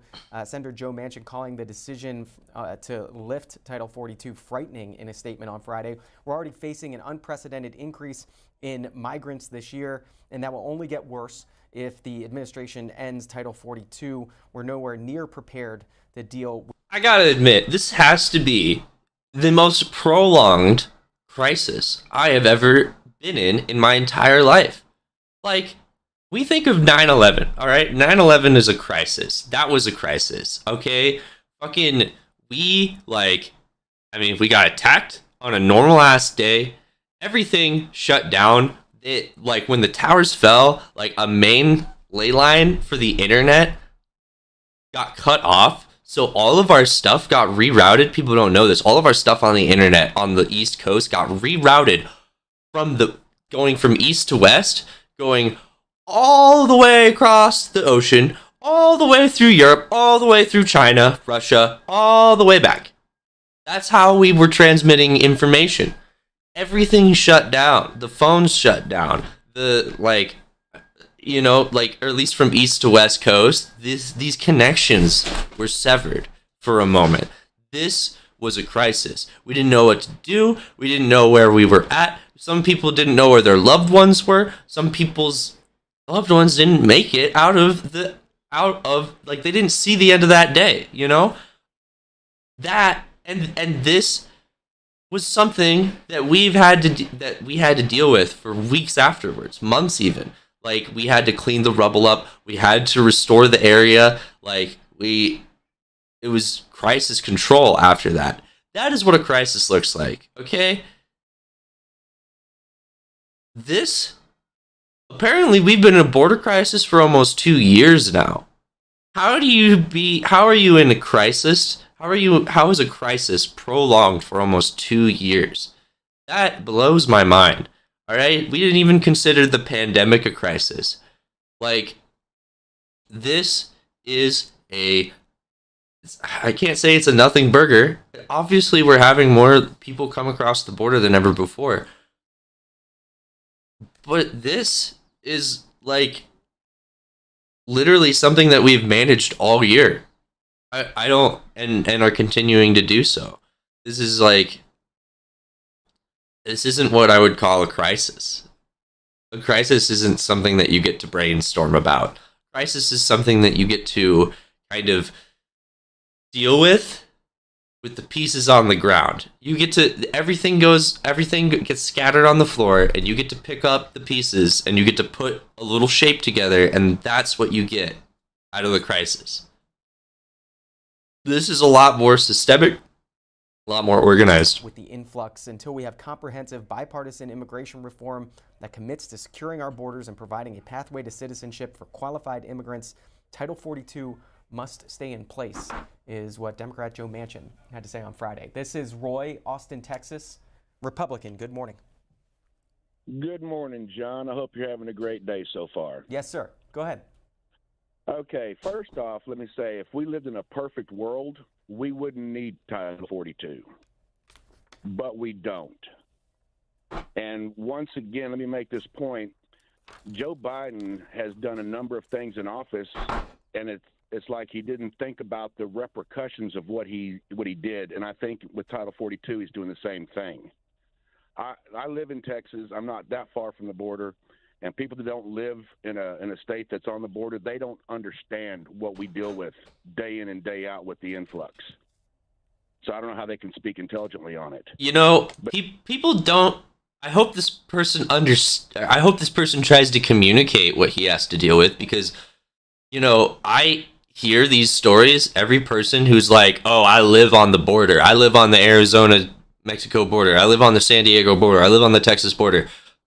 Nobody's explaining to me what their side of the story is like. They just go, "These people don't understand," and then they go back to the generalities that, like, we all have to just, like, deal with, from, like, detached politicians and deranged old ladies and all these other things. And it makes us, like, it makes me at least really turned off to the idea of, like, giving you any, like, actual credible, like, benefit of the doubt here. But it's pretty obvious. A while back, I believe it was New York that gave voting rights to illegal immigrants. See, this is exactly what's happening. Like, the dude just went, "I live on the border, and nobody understands what I have to deal with day in and day out." And then instead of elaborating on that, he goes, "But people don't understand that the Democrats in New York are giving illegals the right to vote." Like, bro, how does that change your life? You don't live on the East Coast. You don't live in New York. How does that law change what you have to deal with day to day? Because, like, people aren't going to circumnavigate. Like, people are going to take the easiest route to the best opportunity. And if they hear that New York is letting them in and letting them vote, they're going to try and go to the east. They're not going to try and cut through Texas. Like, it's going to save them time if they kind of skip Texas at that point. But, well, anyway. So we can see what the Democrats are wanting to do. And what you're talking about in some local races and that sort of thing. Yes. And so if, you know, I just wish Joe would think things through a little more thoroughly. So, Roy, what the White House is saying is that this was a health decision made by the Centers for Disease Control and Prevention, that this is based on the science and the state of the pandemic. This was a pandemic tool, and the CDC has determined that that tool is no longer needed, saying on Friday, considering the current public health conditions and the increased availability of tools to fight COVID-19, the CDC director determined that the order suspending the right to introduce migrants in the United States is no longer necessary. You know, I understand that, but when we're looking at the influx that we're looking at... You know, this is the worst part about it. People are taking migrant and illegal alien, and they're mushing it into the same word. And this has a lot to do with, like, right-wing media. But this also has a lot to do with just general laziness from humanity as a whole, from us Americans as a whole. Like, we cannot keep doing this. A migrant is not a person who is saying, "Oh, you know what? I know it's illegal to come into America, but I'm going to do it anyway." All right? I got my bags of cocaine, my bags of marijuana, my bags of black tar heroin. I bought them all for pennies on the dollar. Literal pesos, okay? I'm taking them to America, and I'm gonna sell it all and become the next big kingpin. I'm gonna become the next big shit, alright? And then I'm gonna go to a small little town in Northwest Oregon, or maybe like a nice little town in Montana, and we're gonna wreck that stuff. We're gonna make it all Espanol. We're all speaking Spanish, baby. And there's not a single white dude who's gonna be in that town who's gonna be speaking a lick of English in front of me. I tell you what. Like, there's not a single goddamn person on this planet that does that. And especially not a migrant. A migrant is not here to indoctrinate your country, to indoctrinate your youth, to fucking, like, they're here to integrate. They're here to find a place to belong. They're here to find a place, a sense of community, and a sense of security. They're here to work on themselves and have life not get in the way of that. And that's the one thing that we really, really enjoy in this country. When they come here, they're thinking, whatever it takes to get there, it's got to be better than here. Whatever's back at home is worse than walking across the border and dealing with whatever bullshit comes their way. It's crazy to think about. And like, when you are a migrant, when you are an asylum seeker, you are leaving a place of crisis. We're talking about a border crisis. Why don't we talk about the crisis that people are leaving to cross the border? Like, that's significantly worse. It's causing dysphoria. It's causing mass migration. This is not the same thing. All right? It's not the same thing as like this like little fear-mongering picture we like to paint of the if we don't have a border, we don't have a country people.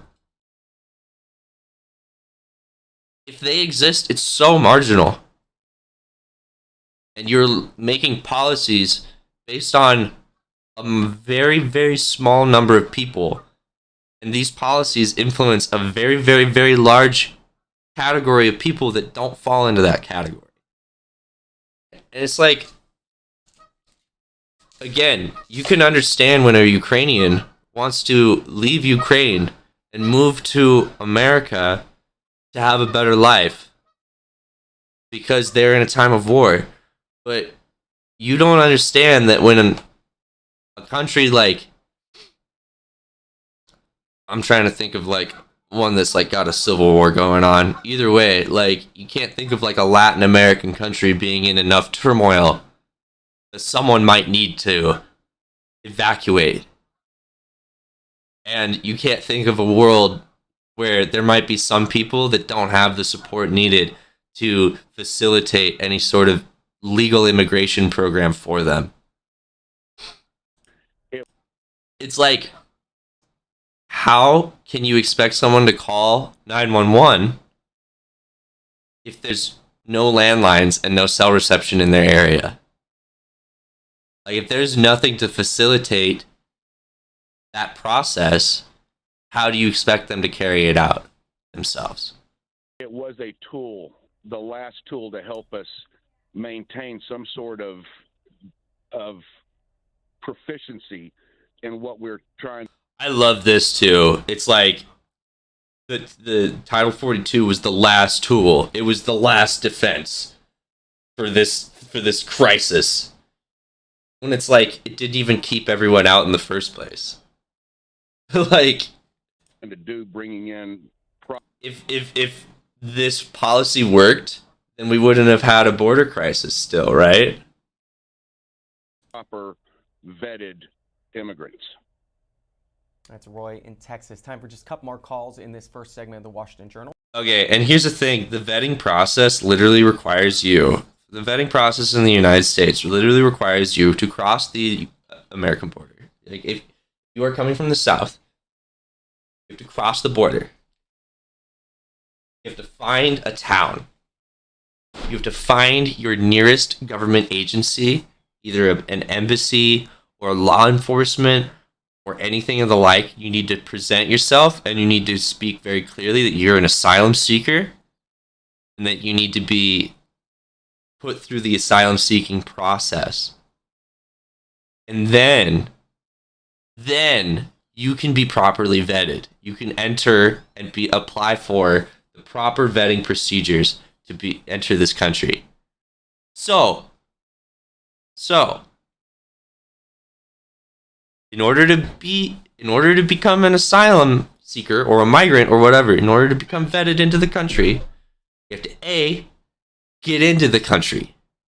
You have to B, find a town or a place with government agencies, some institution that can facilitate your needs and get you to the right place.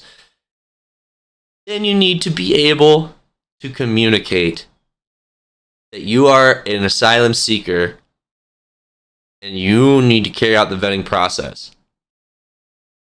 Those are the minimal requirements. Those are the base layer requirements. So we gotta let them in first if we want to process them. Kind of how that works. Well, this is Greg, Chicago Democrat. Good morning. When there are brown people fleeing drug lords, it's an immigration crisis and we can't build a wall. When there are white people fleeing warlords, it's a refugee crisis and the world opens their arms. Terrified people aren't immigrants or refugees, they're terrified people. Yup. And Democrats aren't doing this for some voting thing. That is the most ridiculous talking point fabricated by some K Street think tank to just drum up Republican nonsense. Democrats are doing this because we learned a lesson from the SS St. Louis. When you turn people away because they're terrified, you regret it for the rest of your life. Really? That's Greg in Chicago. The Last SS St. Louis? Pleasant Valley, New York, Republican. Good morning. Good morning. I'm in the state that's allowing the illegals to vote. We have a sum of over 800,000 and probably over 1 million now. I live in a rural area, and I'm my wife and I are retired. We're here our whole. Okay, we'll look through the voyage of the USS of the St. Louis, SS St. Louis. May 1939, German liner St. Louis sailed from Hamburg, Germany to Havana, Cuba. The 937 passengers were almost all Jewish refugees. Cuba's government refused to allow the ship to land. The United States and Canada were willing to admit the passengers. The St. Louis passengers were finally permitted to land in Western European countries rather than return to Nazi Germany. 254 passengers were killed in the Holocaust.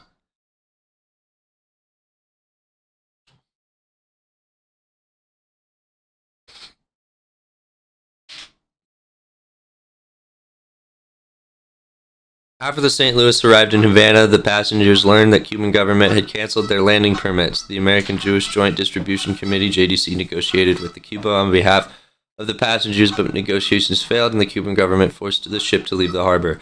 Although the U.S. sailed near Florida coast, although the ship sailed near the Florida coast, the U.S. government did not allow the passengers to land since they did not have U.S. immigration visas and had not passed a security screening. American newspapers publicized the saga, and many Americans sympathized with the passengers.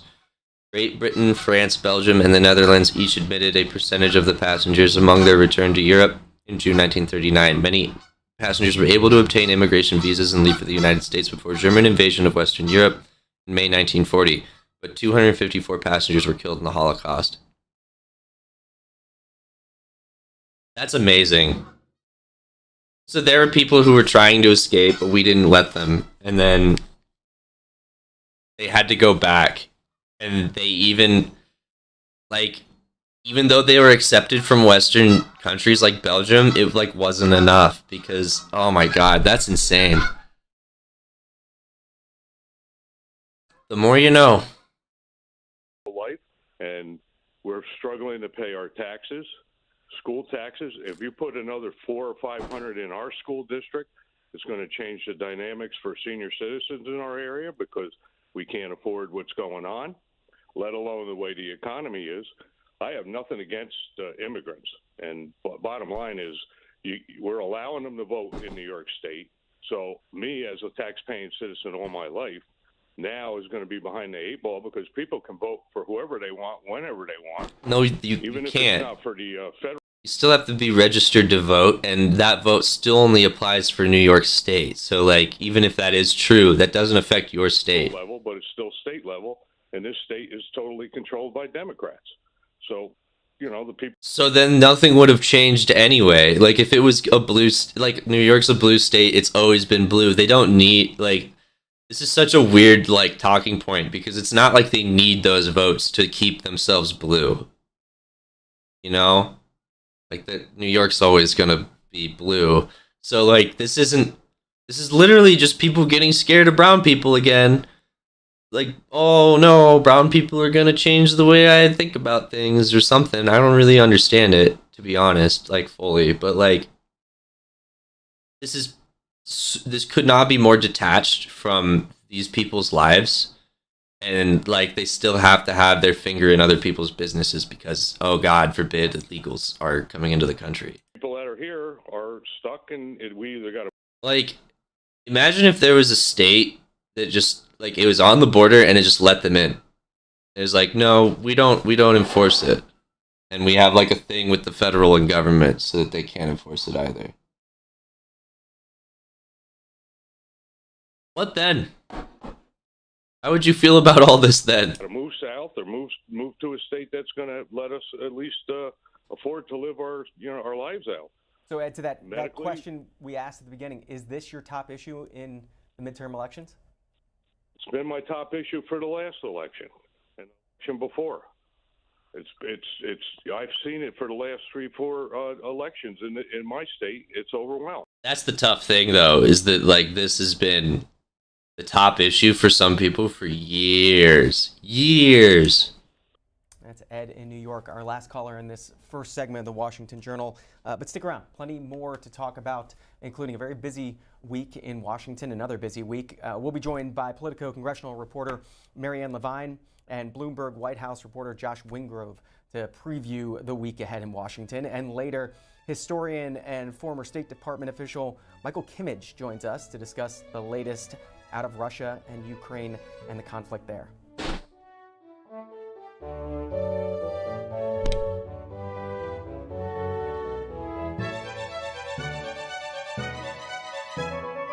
Oh no, he's gonna get jumped. They're coming in to jump him.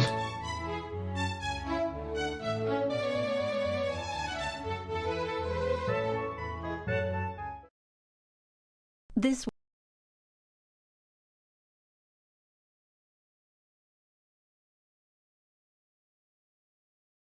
All right, what else we got going on? President Biden remarks on trucking action plan.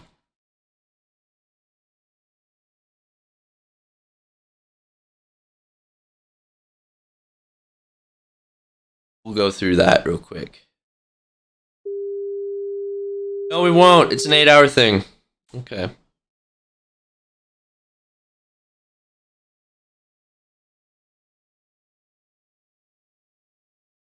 and impacted their lives. And you can watch all the winning Student Cam documentaries anytime, online at studentcam.org. Washington Journal continues. And it's time for our open forum, the part of our program where we let you lead the discussion. Any public policy, Best part of the day. Political issue, any state issue you want to talk about, phone lines are open for you to do it. Republicans, it's 202-748-8001. Democrats, 202-748-8000. And Independents, 202-748-8002. Coming up in just about an hour and 10 minutes here, we are going to be taking you to the Senate Judiciary Committee. This morning, the committee will vote on whether to send Supreme Court nominee Judge Ketanji Brown Jackson's confirmation to the full Senate for a vote. Let's go. She would be the first African-American woman to serve on the high court. That happening, that beginning at 10 a.m., and you can watch on the C-SPAN networks. The Senate, though, not officially in till 3 p.m. today. The House also back in today, and plenty of stories in today's papers on the confirmation hearings and final confirmation vote that's expected to happen this week for Judge Jackson. This is from the Wall Street Journal this morning. The court vote reflects the Senate split right now. Meager Republican support for Judge Jackson's confirmation furthers a partisan trend. Taking a look at some of the recent Supreme Court nominations that have drawn little backing from the opposing party, you can see the split almost even over Judge Barrett's confirmation. There was Judge Brett Kavanaugh's confirmation, and Gorsuch, the three Trump appointees, having much tighter confirmations than some of the ones in the past. Again, that story in today's Wall Street Journal if you want to read more of it. This from Ross Baker from the Board of Contributors at USA Today. There's no good reason for a no vote on Jackson, taking a look not just at the judge's qualifications, but at some of the politics surrounding it. Here is some of what Ross Baker writes this morning. The vote on Jackson's confirmation could prove consequential for a handful of Republican senators who have been known to break ranks with their party, including Bill Cassidy of Louisiana, Senator Ben Sasse of Nebraska, Mitt Romney of Utah, Lisa Murkowski of Alaska. The story noting that Senator Susan Collins has already announced that she'll be voting in support of Judge Jackson, making it at least by one vote, a bipartisan vote whenever it does happen. We're expecting all Democrats to vote for Judge Jackson, Susan Collins, and we'll see if others join her. Time for your phone calls. So we got about 10 minutes for it. Steve in Florida, a Republican. Good morning. Steve, you with us this morning? Yes, good morning. How are you? I'm doing well, sir. I was listening to a couple of people that you had on before, and they were talking about suspending the gas tax. I don't agree with that. The country is in trouble because the Democrats and people in power and the new Green Deal and all these people want to go ahead and not drill for oil. The Democrats are in very serious trouble because it's been proved in the past under President Trump that this country is rich with oil. And they're going to run around like Ron McClain so did fucking over the weekend, and they're going to claim everything is great. Hillary Clinton's running around saying that we have great policies. It's a disaster. It is a train. There's like literally so much bias in this dude that he's like shifting reality just to prove himself right. I mean, it's like, dude, like we've always been about oil. Can you think of the amount of wars we've started in the Middle East just because of oil? Like, we do so much bullshit just because of oil. Like, if you have enough oil, we're coming for you. Like, and this was like long before Trump was even president. Like, anybody who takes 10 minutes to actually look into what's happening with the oil situation can understand like how far out of our like league this is in like getting the prices down. At least, unless we're actually going to use our own reserves, which is exactly what we're doing. Like, you can't tell me that Biden isn't doing everything he can to get the gas prices down when he's literally opening up like our strategic reserves, which has never happened in our entire U.S. history. Okay, not once. Train wreck what's going on. It's a shame, and it's at the cost of the American people. The war in Ukraine was totally useless. He could have done something before. Right now, the Ukrainians are begging for everything, and Joe Biden is sitting on it. What I am so interested in what he could have done before the Ukrainian war to settle this conflict. Like, what could he have done before the Ukrainian war to stop the Ukrainian war? Give Russia Ukraine? That's probably about all he could have done. Because he wants to make deals with Iran. The reason why the Ukrainians have a slow walk on the tanks and the missile shields and everything is because he has a deal with the Russians and the Chinese to negotiate for Iranian oil. Why are we getting Iranian oil? That's Steve in Florida. This is Roseanne in Michigan, an independent. Good morning. Good morning. I would just like to send a message to the White House.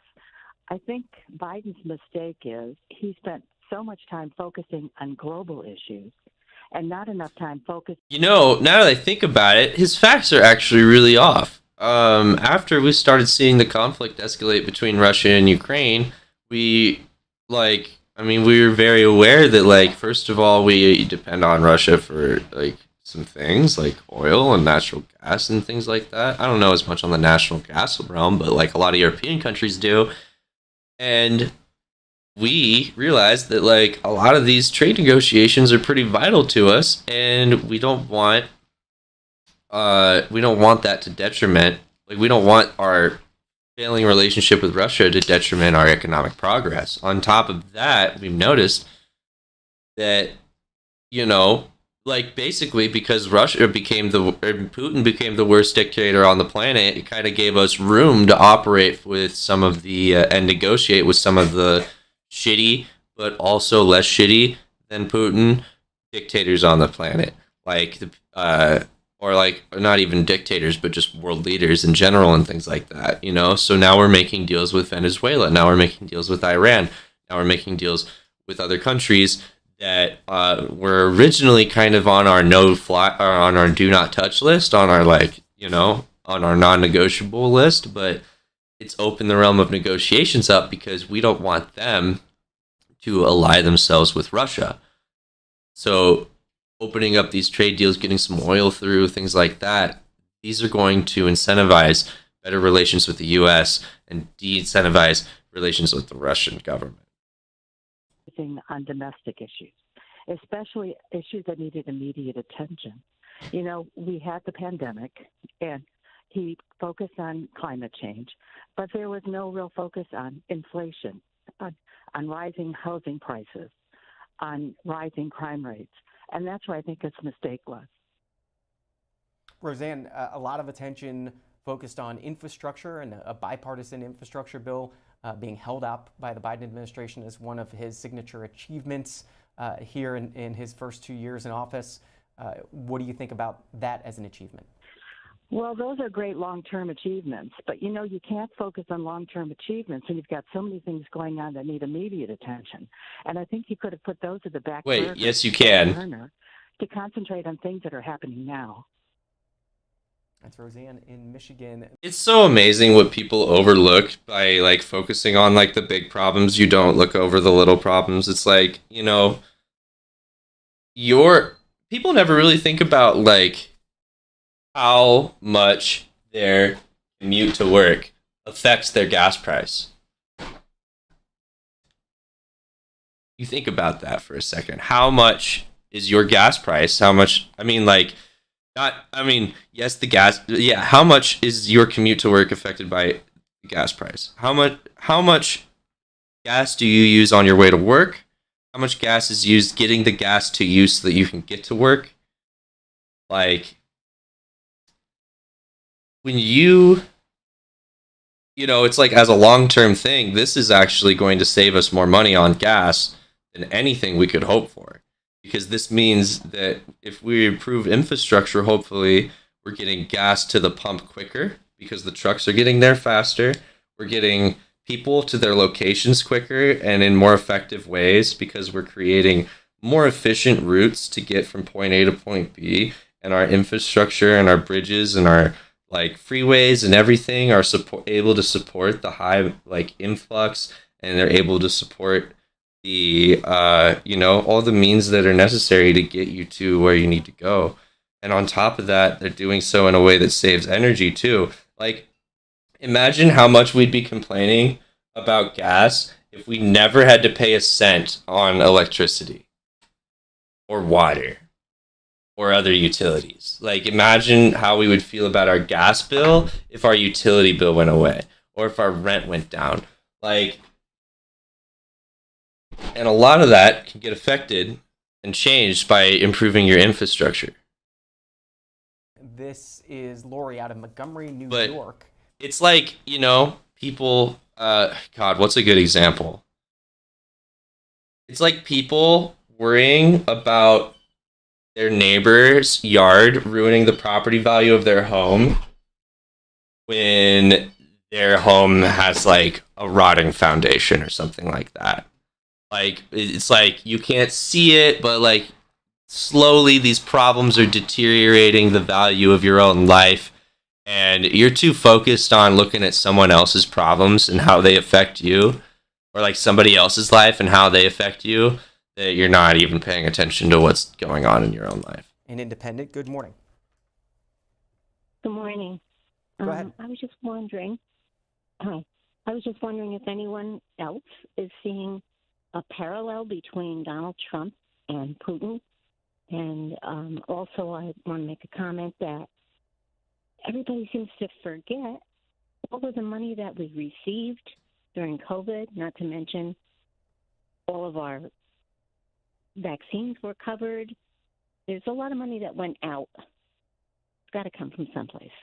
Thank you. What does that mean? New York will head to the Treasure State. This is Marion Butte, a Democrat. Good morning. Good morning. Just going back to your earlier session regarding immigration, I am against it. I'd like to see them come in legally. And is this administration thinking of the radical change that's about to take place in this country with millions and millions of illegal immigrants flooding our borders? Your children and my grandchildren will be supporting them. There's no housing now. how are they going to support themselves? Working in jobs such as in fields, low-paying jobs. I mean, then they'll have to get on state services such as welfare, paying for housing, food. I mean, I think it's a real crisis. And I think the people out there that are for it, I mean, God love these people, but I just don't think we're in a position we can do it. Maybe they'll open up their homes and bring in some people and let them live with them for a few years. Mary in Montana. This is Sylvia in Coachella, California, Democrat. Good morning. Good morning. Go ahead, Sylvia. Well, I am calling for this reason. I am listening. I need a vacuum. To all the So much cat hair. My cats are doing their first big shed. Immigration. They're like a year old. I would like to make reference to the amnesty program that Republican President Ronald Reagan instituted back in the 80s. At that time, I was working for Catholic Charities. I worked with the amnesty program. More than 3 million people at that time were able to gain legal residency in the United States, and that is very important, legal residency, because then they will contribute to the system, which is they pay into their IRS, Social Security, and right now we know we need contributors to Social Security. It's like the people who can actually legally immigrate into the United States are like the top 1% in their own country. Because think about we have a lot of things in this country that a lot of other countries don't have. One of them, and the most important, is probably your independent rights that are respected and enforced by the government, and your ability, your security, basically your security as an individual with your property, and how that is secured and protected by the government, even from itself. If you own a home, the chances of the government walking in and being like, this is my house now, are very, very low, and you have to do a lot of really irresponsible things to reach that point. It's not the same case in every other country. In some of these countries, you got to think about what does a person need to do to let the United States know? What does a person need to do to legally immigrate into the United States? Let's try to think about it just from I'm from another country and I want to move to the United States. So first thing I'm going to have to do is contact the United States. That's going to need, so there's a few ways to do that. By phone, internet, in person, snail mail. These are the 4 big ways I can think of. Phone, you need infrastructure. You need a landline network that can go from you to the United States. So, if you're in a country where that line is severed, you're already shit out of luck. Snail mail, you're going to need a reliable post office. If you have any sort of inner city turmoil, or not inner city, but if you have any sort of country turmoil or anything going on that's causing that mail system to fall apart, you're already shit out of luck. So let's say a civil war is happening in your country right now. There's a good chance that the mail's not getting through. So have fun telling the United States you want them to leave. Also, it doesn't even have to be a civil war, man. Some countries just don't have the post system in America is such a privilege. If we tried to implement the post system now, we would call it a socialist ruse and just fucking be done with it. We wouldn't do it. We would just allow private mail to take everything over. like a public mail system as robust as the USPS, like that is like so cool, and it's so taken for granted. Let's see. Internet. Well, you need the internet connection. You're gonna need routers set up somewhere that you can route your internet connection to. You're gonna need, and then that's gonna need to be set up in a way that's gonna be able to reach the United States as well, which is, I'm not gonna say that's easy. That's not easy at all. That's probably the most elaborate and the most difficult way of doing that. Or there's in person. You don't need any infrastructure to go and to walk up to them and say, "Hey, I want to live here." You don't have any infrastructure. You don't need any infrastructure to cross the border to get there, and you don't need any other like tools or means to get there. I mean, like as far as getting there yourself is concerned, you don't have to rely on anybody else but you. And sometimes, unfortunately, that's all that people are left with. Like, people don't have the luxury or the time, and people don't even have the means to be able to contact the United States and twiddle their thumbs for 10, 20, 30, sometimes even 50 or 60 years until they're finally allowed into the United States. Who are the contributors? Of course, the young people who work. That is very important. But that amnesty program, I truly wish that the Republican Party would look at the success of President Reagan's amnesty program. Very beneficial, not any reason why it should not be instituted again. Now, why are people flooding our borders? Let us take a good look at what we as Americans, what the United States has done to Central America. Remember that we invaded Central America fighting communism, but we did not go back and reconstruct what we destroyed. That happens everywhere where the United States goes to war. Use restrooms. However, with Central America, they've had terrible weather. Some areas are drought-stricken where they don't have enough irrigation to grow their food to eat. American and foreign companies like to establish in those areas. They do not pay the workers fair wages. They're incredibly poor. They do not have housing, potable water, wastewater treatment, for goodness sakes, and all of the other things that we enjoy here in the United States. Sylvia, one question before you go. You talk about the 3 million, the amnesty for 3 million, and you'd like to see it happen again. Estimates at this point, 11 million illegal immigrants in this country or more at this point. You'd be okay with a blanket amnesty for 11 million people at this point? Of course. And the undocumented in the United States are not just people from south of the border. They're from all over the world. Even Canadians. We have lots of undocumented people here. What we need to do is give them legal residency and let them become and participate in the American system. It's very important.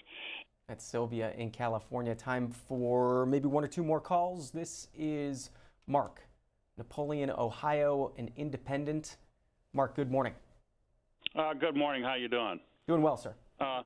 It's open forum. I have an idea that I think would solve a lot of the problems. You're always going to have corruption to a certain degree, and corruption usually comes from money and people loving money too much. I think we need to do a full-blown audit with bipartisan people, not Democrat or Republican.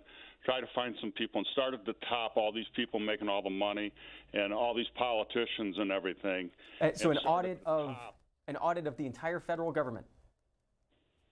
Of all the top people. People, we're voting, and the money is not theirs, it's ours. So we are voting people in to expect them to be good stewards of our money.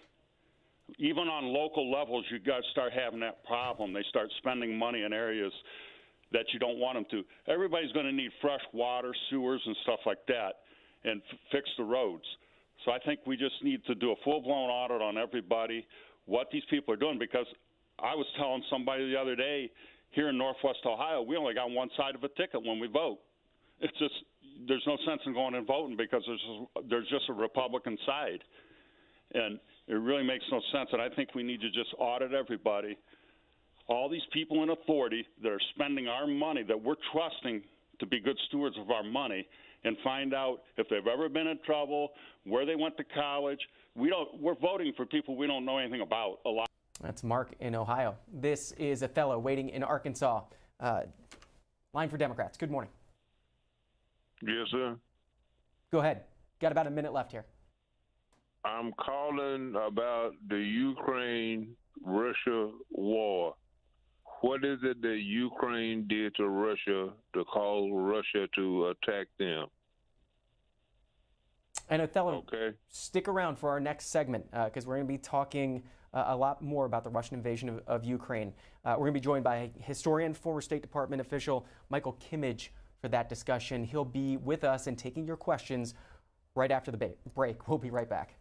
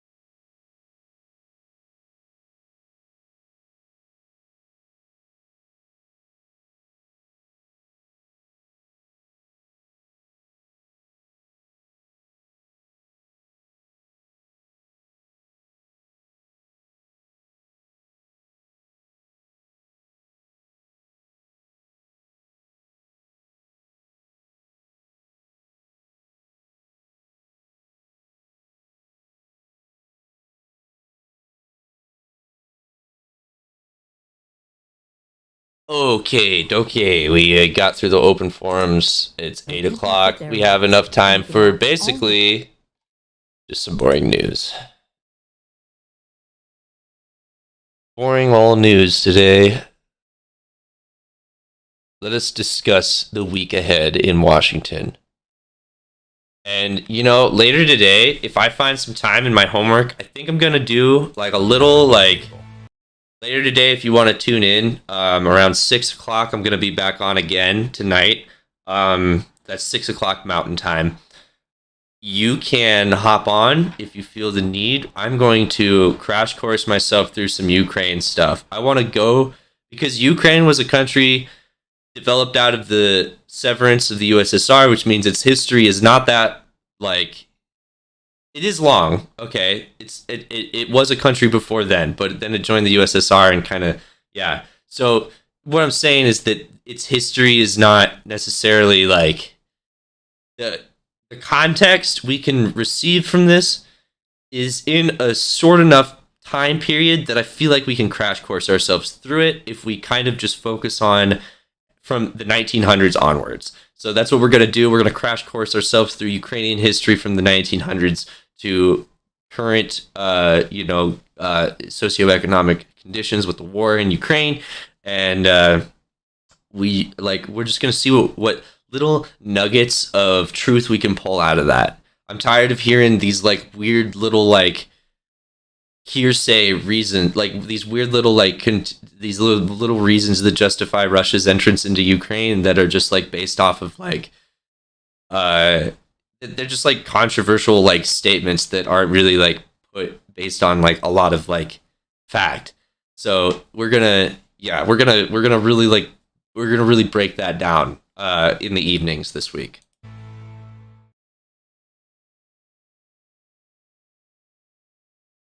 Washington Journal continues.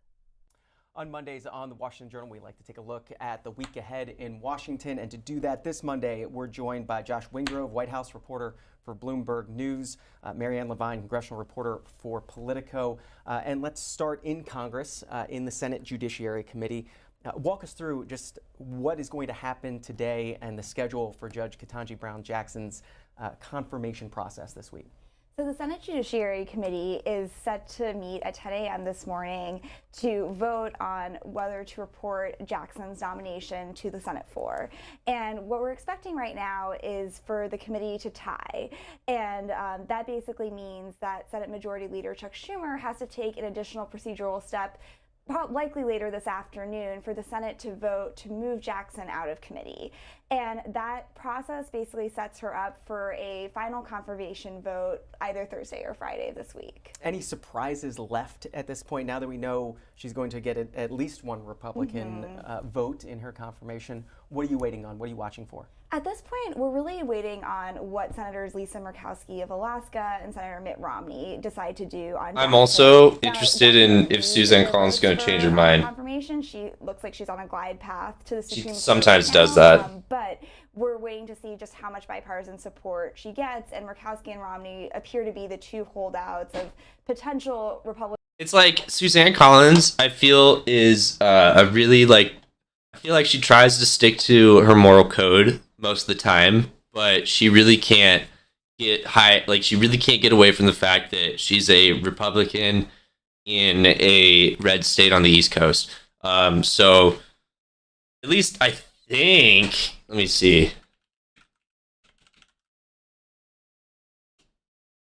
Suzanne Collins, Senator of Maryland, right? Maine. Okay. Maine, red state, or blue.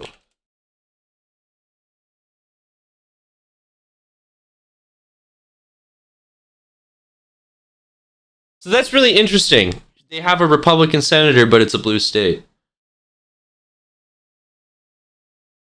Republican senators who might back Jackson. Josh Wingrove, what are you watching for this week on the confirmation front? Well, I think they just breathed a huge sigh of relief when Senator Collins came out and expressed her support. And until then, there'd been sort of frustration building in the administration, bordering on indignation, if I might say, that they think some of the attacks, Senator Hawley in particular, but for others as well, were off base or in the gutter. They thought it was sort of low blows, and that Judge Jackson wasn't getting the fair shake from Republicans that the White House, wanted her to get. So, of course, hanging in the air were a couple uncertainties on the Democratic aisle that had them holding their breath. Because, of course, if all the Republicans line up on one side and then they don't get similar unanimity, they got themselves a problem. So I think you felt the sort of blood pressure come down a little bit after Senator Collins came forward. As Marianne mentioned, there's still some question marks around it, but they are going to lean big into this. Joe Biden took office talking about 4 concurrent crises: COVID, the economic fallout, racial injustice, and climate change. And there's been mixed results on all those things. And black voters in particular, who Joe Biden credits heavily with winning the nomination in the first place, have been wondering, what gives? Where is the agenda for America broadly and Black America in particular? And so I think Judge Jackson's historic nomination and confirmation will be something, needless to say, that the administration will lean heavily into. That Senate Judiciary Committee hearing expected to begin at 10 a.m. Eastern, and you can watch it on the C-SPAN networks. We're going to be talking about it in our last half hour of the program as well. We'll show you some of the shots of the room as they start to gather. But just one of the topics taking place this week, you mentioned Joe Biden, president's schedule for the week. What are we expecting from the White House? Yeah, they're having a trucking event today. They're big on that. Remember, supply chain's still important. Don't forget about those.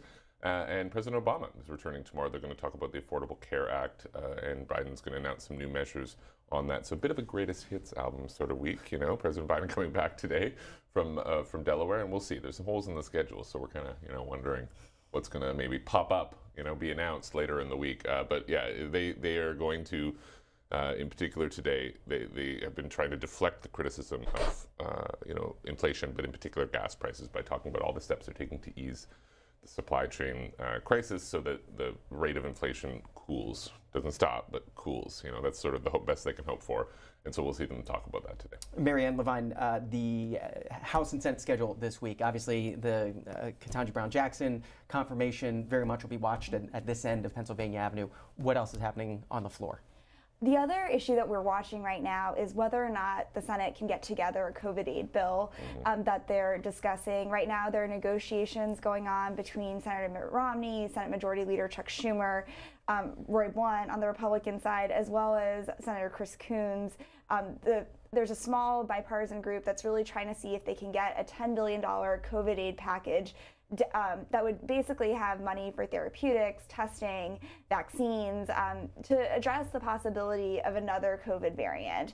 Now, the level of urgency depends on which side of the aisle you're talking to, but we're expecting to see a real push for that bill, but it's hard to say, you know, whether that actually comes together. There's issues with the offsets, and so it's not really clear that they can pull it together by the end of the week. Also, the Senate gets a little antsy on Thursdays, and they've been in session for 6 weeks already. So it's hard to know what is actually going to get done besides Jackson's nomination. But the COVID aid is a topic that Senate Democratic leaders will be talking about this coming week. And Josh Wingrove, we saw the president use the bully pulpit last week on this issue, expecting more of that this week. And will the administration be okay with a $10 billion package down from the original ask? I mean, they have said it has come down a lot, as you know. It was over 20 initially. It was 15.6 or thereabouts when it collapsed out of the omnibus package. Now they're at 10 with offsets. Who knows how much of that will be new money. They're warning the cupboard is bare. They're saying in particular monoclonal antibodies, they're going to stop ordering those next month. Those are a treatment you get if you've got COVID. Also pre-exposure treatments for folks who are immunocompromised. Vaccines don't work for. You kind of take it as a kind of rolling vaccine, if you will. They're going to run out of money very soon for that. Testing, remember, we couldn't find any tests last fall. That's because they shut down a lot of lines last summer. We're headed to that again without money to prop that up. These are the warnings of the administration. And the pills, those antiviral pills, the Pfizer one in particular, as of September, the deliveries are going to stop, and they say they got to order now to kind of get in line to continue that. So a lot of so interesting, you know. Like I feel like from what this person's saying, there was like a whole ass there was like half of I heard of the monoclonal antibodies. I didn't hear about any of the pills or anything like that. It sounds like half of the stuff that they brought out to treat COVID didn't even really get to me. I'm kind of interested in that. I mean, a lot of that has to do with the fact that I was living in Nebraska during the COVID. Run dry. But still. And then, of course, vaccines. They've, as of last week, 50 plus can get a fourth shot or a second mRNA booster. President Biden, Vice President Harris both got theirs last week. They're calling on people to consider doing that. But if they open it up for the broader adult population and say, hey, you can get a booster too, we don't have enough boosters for that. We also don't have enough boosters for a variant-specific vaccine, as Marianne mentioned. So this is what this money is needed for. Joe Biden has sort of, signaled openness, shall we say. They used to be saying this should be emergency funding, new money, and they've dropped that. They'll say, basically, we'll take what we can get. Let me open it up to the callers. Sure. Join us this morning. It's a busy week ahead in Washington. 2 guests in studio. Happy to have you both in studio. Happy to be I was here. lonely here for a while. Yeah. Taking your calls, your questions about the week ahead in Washington. Republicans 202-748-8001. Democrats 202-748-8000. Independents 202-748-8002. As folks are calling in this morning, Marianne Levine, the first hour of this program we spent talking about the reaction over the weekend to the CDC announcing that they were going to be lifting Title 42 come May. And Republicans already saying they're going to be signaling they're going to be talking a lot about that this week. We heard Kevin McCarthy has some sort of event later today after talking to border agents about it, but the reaction that you've seen over the weekend and how that issue plays out, or how Republicans want to see that issue playing out this week. Well, Republicans have made talking about the rising number of people crossing the border a top issue just throughout the Biden administration, and that's something that I think we can really Hello, kitty. more discussion Want about some brushings?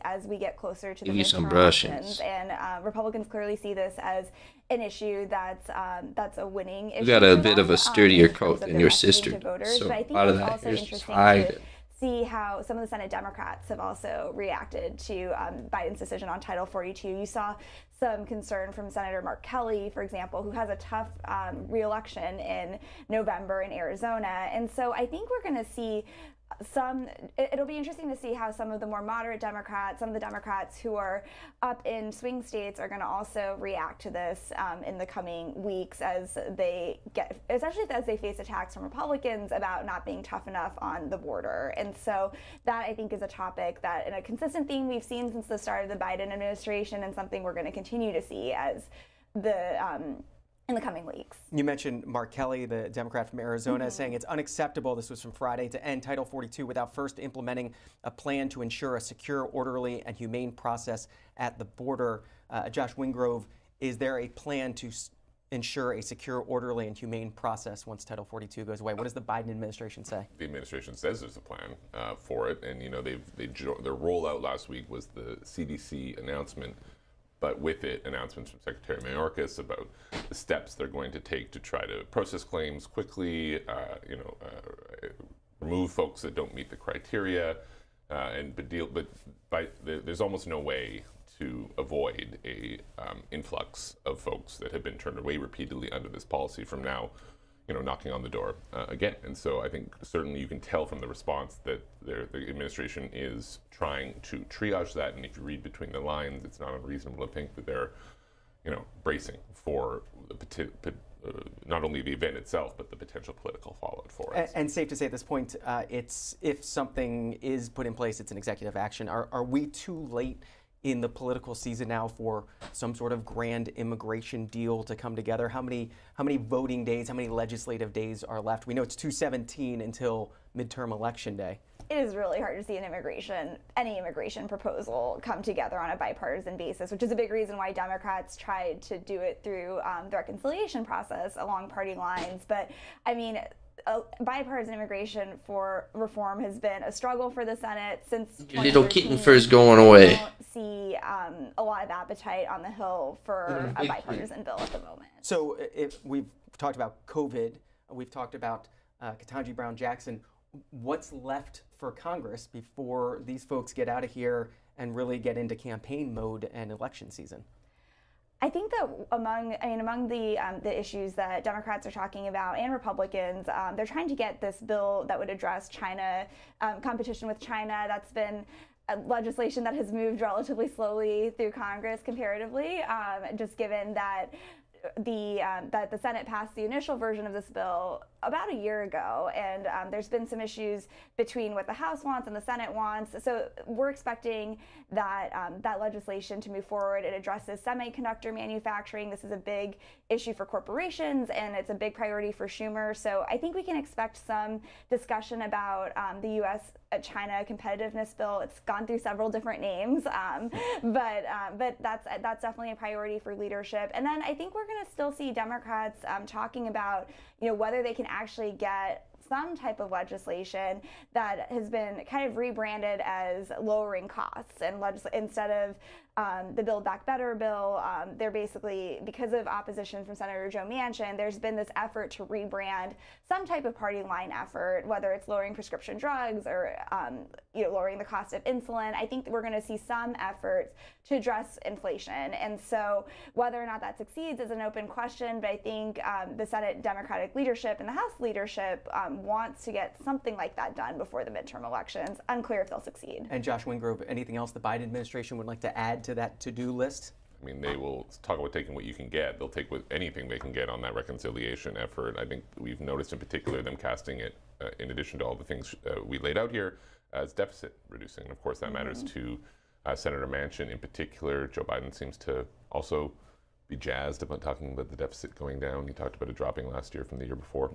So I think they will, they would love to be able to, do something, because if you talk to Democrats who are up this cycle, in particular ones who are in vulnerable swing districts, the way that they think that they can maximize their chances, which of course a lot of people are not super bullish on right now in terms of holding the House in particular, is by being able to say, like, we did stuff. We did X, Y, and Z, and Republicans didn't want to do X, Y, and Z, and that is the argument that they want to run on. So that's why Joe Biden almost again, pretty much whatever they can get, they will be happy with. And we can talk more about the midterm elections, but let you chat with callers for a bit first. Sure. This is John out of West Lafayette, Indiana, independent. John, good morning. Good morning, John. It's the first time I'm getting through. I have one question for you and then a question for the guests. Sure. Although I think they've addressed some of it. My question for you is, what is the building in the background of Mr. Levine? Union Station, across the street, right down Louisiana Avenue from the Capitol. That is Josh Wingrove sitting on that side. That building right there, is that the shot you're looking at? Yeah. Yeah, the sun comes right up over Union Station in the morning. It's nice in the morning. But now that you're actually getting a second guest shot, I understand why you're asking, because we haven't had too many guests up here in the past 2 years, John. So thanks for the question. Okay. For the guests, and I think you've addressed a little bit of this. I was wondering about, what's going to happen with the Build Back Better plan. Are they going to tear it to pieces and try and get small parts of it done, or are they going to try and bring it back again? Mary Ann Levine, let you take that one. Yeah, I think that we're going to see an effort in the coming weeks to revive the Build Back Better plan. Of course, they're not going to call it Build Back Better, but I think that there is going to be an effort that's likely going to be centered around what the outlines that Senator Joe Manchin of West Virginia has given to his colleagues. It's not clear, however, whether they're going to get anything over the finish line, but what a potential package could look like would be something that lowers the cost of prescription drugs, lowers the cost of insulin, looks at some other areas, potentially climate funding. But I think that, and then also, as Josh mentioned, some deficit reduction, and sort of branding this as a bill to address inflation and reduce the deficit. But I think it's really not. I think these talks are in kind of the early stages from what we're gathering, and it does not, I think we're going to see an effort to revive the Biden agenda, especially on the domestic front in this area, but whether or not it succeeds is unclear. Josh Wingrove. Yeah, they don't need to rip it to pieces. It's been ripped to pieces already. It's dead in its current form, or at least it's the last seen in public form. Since Senator Manchin announced in late December that he would pull his support for it. So I agree with everything said, that there are little elements there. One thing that I would note is that Senator Manchin has talked a lot about the corporate tax rate. Joe Biden has talked a lot about the corporate tax rate, wanted to bring that up, maybe not necessarily to Trump tax reform levels, but something closer to it. But Senator Sinema has been cooler to that notion. So I think it's important to remember in this that Senator Manchin and Senator Sinema, they have been sort of the most vocal objectors over this process, but they don't object to the same things, and in some cases object to each other's things. So sticking the landing on that is tricky, because some of the stuff that will get Sinema to the table is a non-starter for Manchin, and vice versa. Again, the phone number is Republicans 202-748-8001 is the number. Democrats 202-748-8000. Independents 202-748-8002. Mary Ann Levine of Politico, congressional reporter there, and Josh Wingrove, Bloomberg News White House reporter here, taking your questions for about the next 20-25 minutes or so. We're talking about the midterm elections as well as come up. And in terms of where you mentioned Barack Obama coming back to the White House this week, and ahead of the midterms elections, that there's a lot of discussion about where he would go, where Barack Obama played well for Democrats and where he didn't. So let's have that conversation about Joe Biden. Do you see him hitting the campaign trail much in these midterm elections? Where does Joe Biden standing up for a member of Congress, where does that help and where does that hurt? He's wanted to. You can tell that they've sort of been holding him back. I think COVID really changed the calculus there. The last few weeks, ironically, because I don't know about you guys, but it seems like A lot of folks are getting COVID again lately, and I wish them all a speedy recovery. But until recently, Joe Biden had been really restricted. If he had events at the White House, they were masked. If he was unmasked, he was distanced. They've done away with that, and you can tell that he's enjoying it. I mean, Joe Biden loves working a crowd. He just loves it. And so I think that he has alluded to in his public statement that he thinks some of the rut that they're in terms of polling has been his inability to be able to get out and talk about these things, talk about what they've done, talk about the infrastructure bill. And so I think we'll see him do that. So Man, the biggest pain in the ass about the pandemic is how politicized it got, because so many people had to be like, this thing is totally fucking fake. Like, it gave people who were trying to take this thing seriously no room to just be fed up with it. You know? And that's what, people don't realize it, because, they're like, oh, I thought you liked following the rules. I thought you liked doing everything. It's like, no, I like being safe. I like being reasonable, and I like not having to live in fear of a fucking plague, affecting my life. Okay? That's what I like. What I don't like is having to restrict my entire existence in order to accommodate for that, and to have that be prolonged because some people don't want to take the efforts they need to make it mitigated. Now, this entire, we've been just as fed up with this thing the entire time as anybody who has said this thing's a fake or has been masks are fucking bullshit and stuff. It's just, instead of making excuses for it and making reasons to think that this isn't justified, we had to just roll with it. And yeah, dude, people are tired of it. People don't want to wear masks anymore. People don't want to have to restrict themselves and think about this stuff all the time. But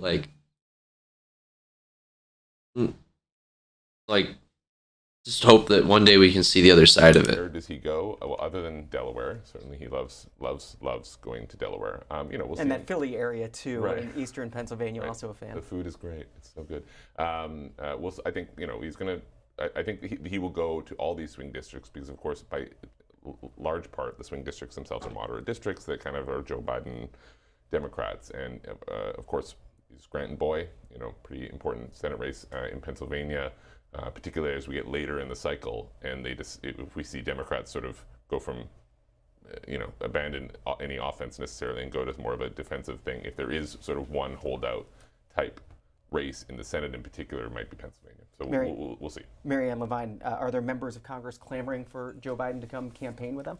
I think when you ask Democratic senators, whether they want Joe Biden to come, they're not clamoring, but they'll say that they would, of course, welcome him to their state. Right. So I think that they're taking a diplomatic approach to President Biden. They obviously are very much with him in their voting records. The majority of almost all of the Senate incumbents who face competitive elections this fall their record is pretty much with Biden most of the time. And so I think that when you ask them if they're open to Biden coming to campaign for them, no one's going to say no, despite the fact that Biden does have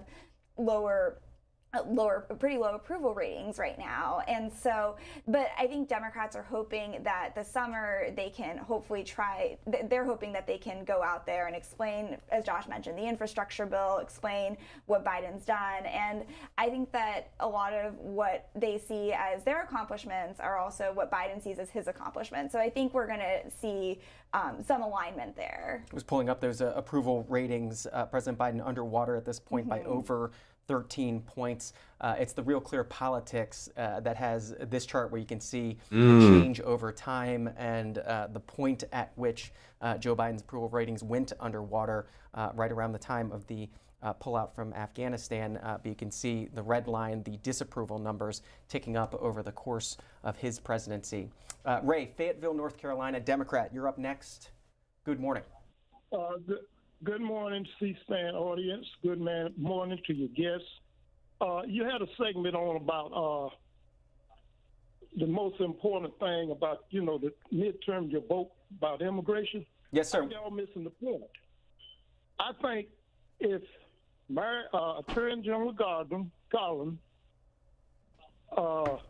proves that a number of the Republican senators and House of Representatives was involved in this coup that's the elephant in the room, and that's going to determine the midterms. That's Ray in North Carolina. Marianne Levine, the latest on January 6th, when we're expected to get a report from this committee. Is that going to happen before the midterms? I think we're expecting a report to happen before the midterms. Right now, we're seeing the January 6th committee bring in more witnesses. They had a big win recently in court. There's a possibility that criminal charges could be brought against the former president. Whether how that plays out is unclear, but. And I think Kermit is waiting on the phone too. We'll make sure to turn his sound down so you can go ahead and finish your statement. So I think that we're waiting to see what the committee comes up with, and then there's going to be a lot of pressure on Attorney General Merrick Garland to see what he actually does with the committee's findings, and if he does decide to pursue charges against the former president.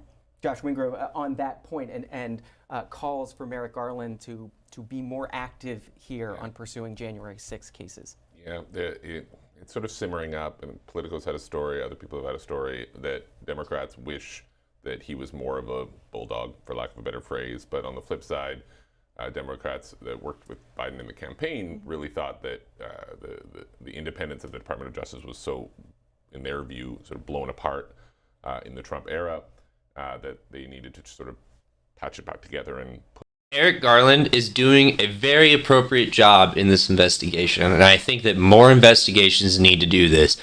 He is taking, first thing, when he got into the position of Attorney General, he didn't change the committee that was in charge of the investigation to begin with. So he kept everybody on board. He just kind of or at least the main person who was in charge of it, he kept on board. He may have changed other things around. I don't really know. But it feels to me that he is taking his time and it thoroughly, extensively looking into the investigation and making sure that there are no, the problem that we're having is if we rush this job, we won't get the evidence and we won't get the credibility.